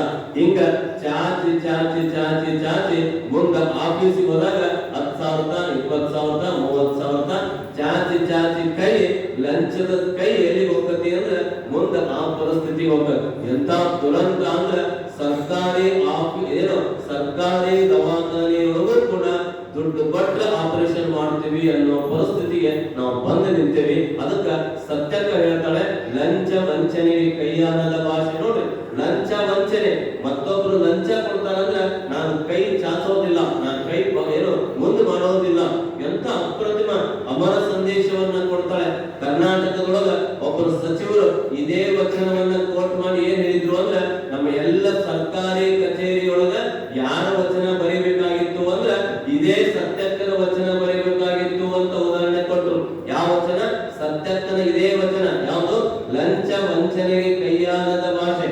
ಬಟ್ಟೆಯಲ್ಲಿ ಹೊನ್ನ ವಸ್ತ್ರ ಬಿದ್ದರೆ ಕೈ ಮುಟ್ಟಿ ಎತ್ತಿದೆನಾದರೆ ನಿಮ್ಮಾಣೆ ನಿಮ್ಮ ಪ್ರಮಥರಾಣೆ, ಶಿವನೇ ನೀ ನಿಕ್ಕಿದ ಭಿಕ್ಷೆಯಲ್ಲಿಪ್ಪೆನೆಯ ಶಂಭುದಕ್ಕೀಶ್ವರ ಅಂತ ಹೇಳ್ತಾಳೆ ಸತ್ಯಕ್ಕ. ನೋಡಿ, ನಾನು ನಿಜವಾಗಿಯೂ ಕೂಡ ಈ ಹಾದಿಯೊಳಗ ಹೋಗೋದ್ರೊಳಗ ಏನಾದ್ರು ದುಡ್ಡು ಬಿದ್ದಿತ್ತು, ನಾಣ್ಯ ಬಿದ್ದಿತ್ತು, ಅದನ್ನು ಕೈ ಮುಟ್ಟಿ ಎತ್ತಿದೆನಾದರೆ ನಿಮ್ಮಾಣೆ ನಿಮ್ಮ ಪ್ರಮಥರಾಣೆ. ನೋಡಿ, ಹಾದಿಯಲ್ಲಿ ಬಟ್ಟೆಯಲ್ಲಿ ಆ ಬಣ್ಣ ಬಿದ್ದರೆ, ಬಂಗಾರ ಬಿತ್ತು ಅಂದ್ರೆ ಅದನ್ನು ನಾನು ತಗೊಂಡೆ ಅಂತಂದ್ರೆ ಲಂಚ ವಂಚನೆಗೆ ಕೈಯಾನದ ಭಾಷೆ. ಏನು? ನಾನು ನನ್ನ ಕೈ ಯಾವತ್ತಿಗೂ ಕೂಡ ಭಾಷೆ ಮಾಡ್ತೇನೆ, ಪ್ರಾಮಿಸ್ ಮಾಡ್ತೇನೆ. ಏನಂತ ಪ್ರಾಮಿಸ್ ಮಾಡ್ತೇನೆ ಅಂತಂದ್ರೆ ನಾನು ಎಂದಿಗೂ ಕೂಡ ಮತ್ತೊಬ್ಬರ ನಾಣ್ಯವನ್ನ, ಮತ್ತೊಬ್ಬರ ದುಡ್ಡನ್ನ ನಾನು ತಗೊಳ್ಳೋದಿಲ್ಲ ಅನ್ನುವಂತಹ ಪ್ರಾಮಿಸ್ ಮಾಡ್ತೇನೆ. ಲಂಚ ವಂಚನೆಗೆ ಕೈಯಾನದ ಭಾಷೆ. ಬಟ್ಟೆಯಲ್ಲಿ ಹೊನ್ನ ವಸ್ತ್ರ ಬಿದ್ದರೆ ಕೈ ಮುಟ್ಟಿ ಎತ್ತಿದೆನಾದರೆ ನಿಮ್ಮಾಣೆ ನಿಮ್ಮ ಪ್ರಮಥರಾಣೆ. ಆಣೆ ಮಾಡ್ತಾಳೆ ಸತ್ಯಕ್ಕ. ಯಾವ್ದು ಆಣೆ ಮಾಡ್ತಾಳೆ? ನಾನ್ ತಗೊಂಡೆ ಅಂದ್ರೆ ನಿಮ್ಮ ಮೇಲೆ ಆಣೆ ಅಂತ ಅಂದ್ರೆ ನಾನ್ ತಗೊಳ್ಳೋದಿಲ್ಲ ಅನ್ನುವಂತ. ನೋಡಿ, ಒಬ್ಬ ತಾಯಿ ಎಂತ ಅಪ್ರತಿಮ ಆದರ್ಶದ ಸೂತ್ರಗಳನ್ನ ಕೊಟ್ಟೋಗ್ತಾಳೆ. ಕೊಟ್ಟವಳು ಯಾರು? ಕಸ ಹೊಡೆಯುವಂತ, ಕಾಯಕ ಮಾಡುವಂತ ಸತ್ಯಕ್ಕ ಎಂತ ಆದರ್ಶದ ಅಪ್ರತಿಮ ವಚನಗಳನ್ನ ಕೊಡ್ತಾಳೆ. ಇನ್ನು ಅಪ್ರತಿಮ 27 ವಚನದೊಳಗ ಆ ತಾಯಿ ಗಂಡು ಮತ್ತೆ ಹೆಣ್ಣಿನ ನಡುವೆ ಏನು ಮೊಲೆ ಮುಡಿ ಬಂದರೆ ಹೆಣ್ಣೆಂಬರು, ಕಾಸೆ ಮೀಸೆ ಬಂದರೆ ಗಂಡೆಂಬರು. ಈ ನಡುವೆ ನೀವು ದೇಹವನ್ನ ನೋಡಿ ಗಂಡು ಹೆಣ್ಣು ಅಂತ ವರ್ಣಿಸ್ತೀರಿ, ಆದರೆ ಆತ್ಮವನ್ನ ನೋಡಿದಾಗ ನೀವು ಹೆಣ್ಣು ಅನ್ಲಿಕ್ಕೆ ಬರೋದಿಲ್ಲ, ಗಂಡು ಅನ್ಲಿಕ್ಕೆ ಬರೋದಿಲ್ಲ. ದೇಹ ನೋಡಿದಾಗ ಹೆಣ್ಣು ಗಂಡು ಅಂತ ನಾವು ಗುರುತಿಸ್ತೇವೆ. ಎಂತ ಅಪ್ರತಿಮ ಉದಾಹರಣೆ ಕೊಡ್ತಾಳೆ ಸತ್ಯಕ್ಕ ಅಂದ್ರೆ, ಹೆಣ್ಣು ಗಂಡು ಅಂತ ನಾವು ಗುರುತಿಸೋದು ಯಾವಾಗ? ದೇಹದ ಹೊರಗಿನ ಅಂಗಾಂಗಗಳನ್ನ ನೋಡಿ ಇವರು ಹೆಣ್ಣು ಇವರು ಗಂಡು ಅಂತ ಗುರುತಿಸ್ತೇವೆ. ಆದ್ರೆ ಆತ್ಮವನ್ನ ನಾವು ನೋಡಿದಾಗ ಆತ್ಮ ಅದು ಹೆಣ್ಣು ಅಲ್ಲ, ಗಂಡು ಅಲ್ಲ. ಆತ್ಮದ ದೃಷ್ಟಿಯಿಂದ ನೀವು ಈ ಲೋಕವನ್ನ ನೋಡ್ರಿ ಎನ್ನುವಂತಹ ಸೂತ್ರವನ್ನ ಕಸ ಹೊಡೆಯುವ ಸತ್ಯಕ್ಕೆ ನಮಗೆ ಕೊಡ್ತಾಳೆ. ಹೊರಗೆ ನೋಡಿದ್ರೆ ಹೆಣ್ಣು ಗಂಡು, ಆ ರೂಪವನ್ನ ನೋಡಿದ್ರೆ ಹೆಣ್ಣು ಗಂಡು ಅಂತ ಅನಿಸ್ತದೆ. ಆದ್ರೆ ಒಳಗ ಆತ್ಮವನ್ನ ನೋಡಿದ್ರೆ ನಮ್ಮ ದೃಷ್ಟಿಯೊಳಗ ಅಲ್ಲಿ ಹೆಣ್ಣು ಇಲ್ಲ, ಗಂಡು ಇಲ್ಲ ಅನ್ನುವಂತಹ ಮನುಷ್ಯನನ್ನ ನೋಡಿದ್ರೆ ಅವನು ಬಡವ ಸೌಕಾರ. ಆದ್ರ ಪ್ರಾಣವನ್ನ ನೋಡಿದ್ರೆ ಪ್ರಾಣಕ್ಕೆ ಯಾವ ಜಾತಿ ಹೇಳ್ತೀರಿ ನೀವು? ಪ್ರಾಣಕ್ಕೆ ಬಡವನಕ್ಕೂ ಬರಲ್ಲ, ಶ್ರೀಮಂತನಕ್ಕೂ ಬರಲ್ಲ. ಶ್ರೀಮಂತನಲ್ಲೂ ಅದೇ ಪ್ರಾಣ, ಬಡವನೊಳಗೂ ಅದೇ ಪ್ರಾಣ. ಅದಕ್ಕೆ ಸತ್ಯಕ್ಕ ಅಂತ ಅಪ್ರತಿಮ ಕಾಯಕದ ಮೂಲಕ ನಮ್ಮೆಲ್ಲರಿಗೂ ಕೂಡ ಇಂತಹ ಉದಾಹರಣೆಯನ್ನ ಕೊಡ್ತಾಳೆ. ಈ ಪ್ರಾಣಕ್ಕೆ ಏನು ಅಧೀನವಾಗಿರುವಂತಹ ಸೂತ್ರವನ್ನ ಸತ್ಯಕ್ಕ ನಮಗೆ ಕೊಡ್ತಾಳೆ ಅನ್ನುವಂತಹ 27 ವಚನಗಳನ್ನ ಆ ತಾಯಿ ಅನುಭವ ಮಂಟಪದ ಮೂಲಕ ನಮಗೆಲ್ಲ ಕೊಟ್ಟು ಕಸ ಹೊಡೆಯುವಂತಹ ಕಾಯಕ ಮಾಡುವಂತಹ ಸತ್ಯಕ್ಕ ನಮ್ಮೆಲ್ಲರಿಗೂ ಕೂಡ ಆದರ್ಶದ ಪರಂಪರೆಯನ್ನ ಆದರ್ಶದ ಇತಿಹಾಸವನ್ನ ನಮಗೆ ಕೊಟ್ಟು ಹೋಗ್ತಾಳೆ ಎನ್ನುವಂತಹ ಮಾತು ಆ ದೃಷ್ಟಿಕೋನದೊಳಗ ನಿಸರ್ಗದೊಳಗ ಯಾವುದೂ ಕನಿಷ್ಠ ಅಲ್ಲ, ಯಾವುದೂ ಶ್ರೇಷ್ಠ ಅಲ್ಲ, ಎಲ್ಲವೂ ಸಮಾನವಾಗಿ ನೋಡುವಂತಹ ದಿವ್ಯ ದೃಷ್ಟಿಯನ್ನ ಶರಣರು ನಮಗೆ ಕೊಟ್ಟು ಹೋಗ್ತಾರೆ ಅನ್ನುವಂತಹದ್ದು ಇಲ್ಲಿ ಮಾಯೆ ಅದು ಹೆಣ್ಣು ಗಂಡು ಆಗ್ಲಿಕ್ಕೆ ಸಾಧ್ಯವಿಲ್ಲ ಅನ್ನೋದನ್ನ 12ನೇ ಶತಮಾನದೊಳಗ ಸಾಧಿಸಿ ತೋರಿಸಿರುವಂತವರು. ಹೀಗೆ ಒಬ್ಬೊಬ್ಬ ಶರಣೆಯರು ಕೂಡ ಅಪ್ರತಿಮ ಇತಿಹಾಸವಾಗಿ ನಮಗೆ ಗೋಚರಿಸ್ತಾರೆ ಅನ್ನುವಂತಹ ಮಾತುಗಳನ್ನ ಹೇಳ್ತಾ ಕಸ ಗುಡಿಸುವ ಕಾಯಕ ಮಾಡುವ ಸತ್ಯಕ್ಕನ ಅನೇಕ ವಚನಗಳು ನಮಗೆಲ್ಲ ಮಾರ್ಗದರ್ಶಿ ಆಗ್ತವೆ ಅನ್ನುವಂತಹ ಮಾತುಗಳನ್ನ ಈ ಸಂದರ್ಭದೊಳಗೆ ಹೇಳ್ತಾ ಇವತ್ತೆಲ್ಲ ತಾಯಂದಿರು ಬಹಳ ಭಕ್ತಿಯಿಂದ ಶ್ರದ್ಧೆಯಿಂದ ಹೆಚ್ಚಿನ ಸಂಖ್ಯೆಯಲ್ಲಿ ನೀವೆಲ್ಲರೂ ಕೂಡ ಬಂದಿದ್ದೀರಿ. ನಮಗೆ ಇವತ್ತು ಗೊತ್ತಾ ನಿಮಗೆಲ್ಲ ಬರ್ಲಿಕ್ಕೆ ಬಸ್ಸಿನ ವ್ಯವಸ್ಥೆ ಮಾಡಿದ್ದಾರೆ ಎನ್ನುವಂಥದ್ದು ನೋಡಿ. ಈ ಲಿಂಗಾಯತ ಸಮಾಜ ಬಸವೇಶ್ವರ ಫಂಕ್ಷನ್ ಹಾಲ್ ಒಳಗ ಇವೆಲ್ಲರೂ ಕೂಡ ಬಸ್ ವ್ಯವಸ್ಥೆ ಮಾಡಿದ್ರು ಕೂಡ ಬಹಳ ಭಕ್ತಿಯಿಂದ ಶ್ರದ್ಧೆಯಿಂದ ಭಾಗಿಗಳಾಗ್ತಿರಲ್ಲ, ಅದು ನಿಮ್ಮ ಶ್ರದ್ಧೆ, ಅದು ನಿಮ್ಮ ಭಕ್ತಿ. ನಮ್ಮ ನಿಯಮ ಯಾವ್ದಾಗಬೇಕು ಅಂದ್ರೆ ಸತ್ಯಕ್ಕ ಹೇಳ್ದಂಗ ಈ ಶ್ರಾವಣ ಮುಗಿಯೋ ತನಕ ಏನೇ ಕೆಲಸ ಕಾರ್ಯಗಳಿದ್ರು ನಾವು ಪ್ರತಿನಿತ್ಯ ಪ್ರವಚನಕ್ಕೆ ಹೋಗಿ ಪ್ರಸಾದ ಮಾಡ್ಕೊಂಡು ಬರಬೇಕು ಅನ್ನೋದು ಇದು ನಿಮ್ಮ ನಿಯಮ ಆಗಬೇಕು, ಇದು ನಿಮ್ಮ ರಥ ಆಗಬೇಕು. ಇನ್ನು ಧಾರಾವಾಹಿ ನೋಡೋದು ನಮ್ಮ ನಿಯಮ ಆಗಬಾರದು, ಧಾರಾವಾಹಿ ನೋಡೋದು ನಮ್ಮ ರಥ ಆಗಬಾರದು. ನಮ್ಮ ರಥ ಯಾವ್ದಾಗಬೇಕು? ಶ್ರಾವಣ ಮುಗಿದ ಮೇಲೆ ಅದು ಇದ್ದದ್ದೇ. ಕೆಲವರು ಇರ್ತಾರ ಆ ಧಾರಾವಾಹಿ ನೋಡಿದ ಮೇಲೆನೆ ಅವ್ರ ಅಡಿಗೆ, ಆ ಧಾರಾವಾಹಿ ನೋಡಿದ ಮೇಲೆನೆ ಅವ್ರ ಊಟ, ಆ ಧಾರಾವಾಹಿ ನೋಡೋದು ಮುಗಿದ ಮೇಲೆನೆ ಅವ್ರ ಬೆಡ್ರೂಮ್ಗೆ ಹೋಗ್ತಾರ. ಇಷ್ಟು ಅಡಿಕ್ಟ್ ಆಗಿರ್ತಾರ, ಇಷ್ಟು ನಿಯಮ ನಿಯಮ ಅಂತ ತಿಳ್ಕೊಂಡಿರ್ತಾರ. ನಾನು ಈ ಧಾರಾವಾಹಿ ನೋಡೋದೇ ನಮ್ಮ ನಿಯಮ ಅನ್ಕೊಂಡಿರ್ತಾರ. ಆದ್ರೆ ನೀವು ಜೈರಾಬಾದ್ ಅಕ್ಕನ ಬಳಗದ ಎಲ್ಲ ತಾಯಂದಿರು, ಎಲ್ಲ ಶರಣರು, ನೀವು ಒಂದು ನಿಜವಾದ ನಿಯಮ ಪಾಲಿಸಕ್ ಕುಂತೀರಿ. ಏನು ನಿಯಮ ಪಾಲಿಸಕ್ ಕುಂತೀರಿ ಅಂದ್ರೆ ಈ ಬಸವೇಶ್ವರ ಫಂಕ್ಷನ್ ಹಾಲ್ ಒಳಗ 7ರಿಂದ 8:30 9 ತನಕ ಪ್ರವಚನ ಕೇಳಬೇಕು, ಅಲ್ಲಿ ಪ್ರಸಾದ ಮಾಡಬೇಕು. ದಾಸೋಹ ಸೇವೆಯೊಳಗ ನಾವು ನಮ್ಮ ಕೈಲಾದ ಮಟ್ಟಿಗೆ ನಮ್ಮ ಡಾಕ್ಟರ್ ಬಸವರಾಜ್ ಮಠಪತಿ ಸರ್ ಹೇಳ್ತಾ ಇದ್ರು ನೋಡ್ರಿ, ದಾಸೋಹದೊಳಗ ನೀವೆಲ್ಲ ಪ್ರಸಾದ ಮಾಡುವಾಗ ಅನ್ನ ಚೆಲ್ಲಬೇಡ್ರಿ, ಅನ್ನ ಕೆಡಿಸಬೇಡ್ರಿ. ಯಾಕೆ? ಅನ್ನ ಅದು ಪರಬ್ರಹ್ಮ, ಅನ್ನ ಅದು ದೇವರ ಸಮಾನ. ನೀವು ಹೊರತುಂಬ ಪ್ರಸಾದ ಮಾಡಿ, ಎಷ್ಟು ಬೇಕೋ ಅಷ್ಟು ನೀಡಿಸ್ಕೊಡ್ರಿ, ಎಷ್ಟು ಬೇಕೋ ಅಷ್ಟು ಹೊರತುಂಬ ಪ್ರಸಾದ ಮಾಡ್ರಿ, ಆದ್ರೆ ಚೆಲ್ಲಬೇಡ್ರಿ. ಒಂದ್ ಅಗಳದ ಅಕ್ಕಿ, ಒಂದ್ ಅಗಳದ ಅನ್ನ ಬರ್ಬೇಕಾದ್ರೂ ರೈತನ ಪರಿಶ್ರಮ ಇರ್ತತಿ, ರೈತನ ಬೆವರ ಹನಿ ಇರ್ತತಿ. ಆ ಪರಿಶ್ರಮ ಬೆವರ ಹನಿಯ ಮೂಲಕ ಅನ್ನ ಬರ್ತತಿ. ಮಕ್ಕಳಿಗೆ ಚಿಕ್ಕ ಮಕ್ಕಳಿದ್ರ ಅವ್ರಿಗೆ ಕಡಿಮೆ ನೀಡಿಸ್ರಿ, ಮತ್ ಬೇಕಾದ್ರೆ ಕೇಳಿ ನೀಡಿಸ್ರಿ. ಅನ್ನ ಕೆಡಿಸಬೇಡ್ರಿ, ಅನ್ನ ಚೆಲ್ಲಬೇಡ್ರಿ. ಅನ್ನ ಇರಲಾರ್ದೆ ಎಷ್ಟೋ ದೇಶಗಳು ಬಡತನದಿಂದ ಹಸಿವಿನಿಂದ ನರಳುತ್ತಾ ಇದ್ದಾವೆ. ಅದಕ್ಕೆ ಅನ್ನ ಅದು ರೈತನಿಗೆ ನಾವು ಚೆಲ್ಲುವಂತದ್ದು, ಕೆಡಿಸುವಂತದ್ದು, ಅಪಮಾನ ಮಾಡಿದಂಗೆ ಎನ್ನುವಂತಹ ಮಾತುಗಳನ್ನ ಹೇಳ್ತಾ ಒಂದು ತಿಂಗಳು ಇವೆಲ್ಲ ಅಕ್ಕನ ಒಳಗ ತಾಯಂದಿರು ಪ್ರತಿನಿತ್ಯ ಲಿಂಗಾರ್ಚನೆಯನ್ನ ಈ ಜಂಗಮ ದಾಸೋಹವನ್ನ ಮಾಡ್ತಿದ್ದೀರಿ ಎನ್ನುವಂತಹ ಮಾತುಗಳನ್ನ ಹೇಳ್ತಾ ಇವತ್ತಿನ ಗುರುಗಳ ನಮ್ಮ ಪೂಜೆ ಪ್ರಸಾದದ ಸೇವೆಯನ್ನ ಶರಣರಾದ ಶಕುಂತಲಾ ಸತೀಶ್ ಲತೆಯವರು ಬಹಳ ಭಕ್ತಿಯಿಂದ ತಾಯಂದಿರು ಬಂದರೆ ನಮ್ಮ ಶರಣರು ಕೂಡ ಬಂದಿದ್ದಾರೆ. ನಮ್ಮ ಸತೀಶ್ ಲತೆಯವರು, ನಮ್ಮ ಶಕುಂತಲಾ ಮಾತಾಯಿ ಲತೆಯವರು ಗುರುಗಳನ್ನ ಏನು ತಮ್ಮ ಮನೆಗೆ ಬರಮಾಡಿಕೊಂಡು ಬಹಳ ಭಕ್ತಿಯಿಂದ ಬಹಳ ಅಚ್ಚುಕಟ್ಟಾಗಿ ಇವತ್ತು ಆ ತಾಯಿಗೆ ನಾವು ಹೇಳ್ತಾ ಇದ್ವಿ, ನೀವು ಬಿಸಿ ರೊಟ್ಟಿ ಮಾಡಿರಲ್ಲವ ಬಹಳ ಖುಷಿಯಾಗಿತ್ತು ನೋಡ್ರಿ ಅಂತ ಹೇಳ್ತಾ ಇದ್ವಿ. ಬಿಸಿ ರೊಟ್ಟಿ ಮಾಡಿ ನಮ್ಮ ಪೂಜೆ ಕುಂದಿಸಿ ಪ್ರಸಾದ ಏನು ಪೂಜೆ ಮಾಡಿಸಿ ಎಲ್ಲ ಆದ್ಮೇಲೆ ಹೋಗಿ ಬಿಸಿ ರೊಟ್ಟಿ ಮಾಡಿ, ಬಿಸಿ ರೊಟ್ಟಿ ಬಿಟ್ಟು ನಾವು ನಿಮ್ಗೇನು ಕೇಳೋದಿಲ್ಲ. ಹೋಳಿಗೆ ಮಾಡ್ರಿ ಅಂತ ಹೇಳೋದಿಲ್ಲ, ಹುಗ್ಗಿ ಮಾಡ್ರಿ ಅಂತ ಹೇಳೋದಿಲ್ಲ. 1-2 ಬಿಸಿ ರೊಟ್ಟಿ ಮಾಡಿದ್ರೆ ಸಾಕು, ಅದೇ ನಮ್ಮ ಪ್ರಸಾದ. ಒಂದಿಷ್ಟು ಉಪ್ಪು ಖಾರ ಹುಳಿ ಕಡಿಮೆ ಹಾಕ್ತೀವಿ, ಬಹಳ ಹುಳಿ ಬಾಳ ಅಂತೀರಿ, ಖಾರ ಬಾಳ ಅಂತೀರಿ, ಇವು 3 ಕಡಿಮೆ ಇರಬೇಕು. ಉಪ್ಪು ಖಾರ ಹುಳಿ ಕಡಿಮೆ ಹಾಕಿ, ಬೇಕಾದ್ರೆ ನಾವು ಉಪ್ಪು ಕಡಿಮೆ ಆದ್ರೆ ಹತ್ತಿಸ್ಕೊಂಡು ಊಟ ಮಾಡ್ತೀವಿ. ಆ ತಾಯಿ ನಮ್ಮ ಶರಣರಾದ ಸತೀಶ್ ಶಕುಂತಲಮ್ಮ ಲತೆಯವರು ಬಹಳ ಭಕ್ತಿಯಿಂದ ಇವತ್ತಿನ ಸೇವಾ ಕಾರ್ಯವನ್ನು ಮಾಡಿದ್ದಾರೆ. ವಿಶ್ವಗುರು ಬಸವಣ್ಣನವರು ಅವರಿಗೆ ದಾಸೋಹ ಮಾಡುವಂತಹ ಶಕ್ತಿಯನ್ನ, ಸನ್ಮಾನವನ್ನ ಕರುಣಿಸಲಿ ಎಂದು ಶುಭ ಹಾರೈಸಿ ಚಪ್ಪಾಳೆಯ ಮೂಲಕ ಅವರಿಗೆ ಅಭಿನಂದನೆಯನ್ನು ಸಲ್ಲಿಸೋಣ ಅನ್ನುವಂತಹ ಮಾತುಗಳನ್ನು ಹೇಳ್ತಾ ಇನ್ನ ನಮ್ಮ ಸೋಮಶೇಖರ್ ಸರ್ ಇನ್ನು ಮುಂದೆ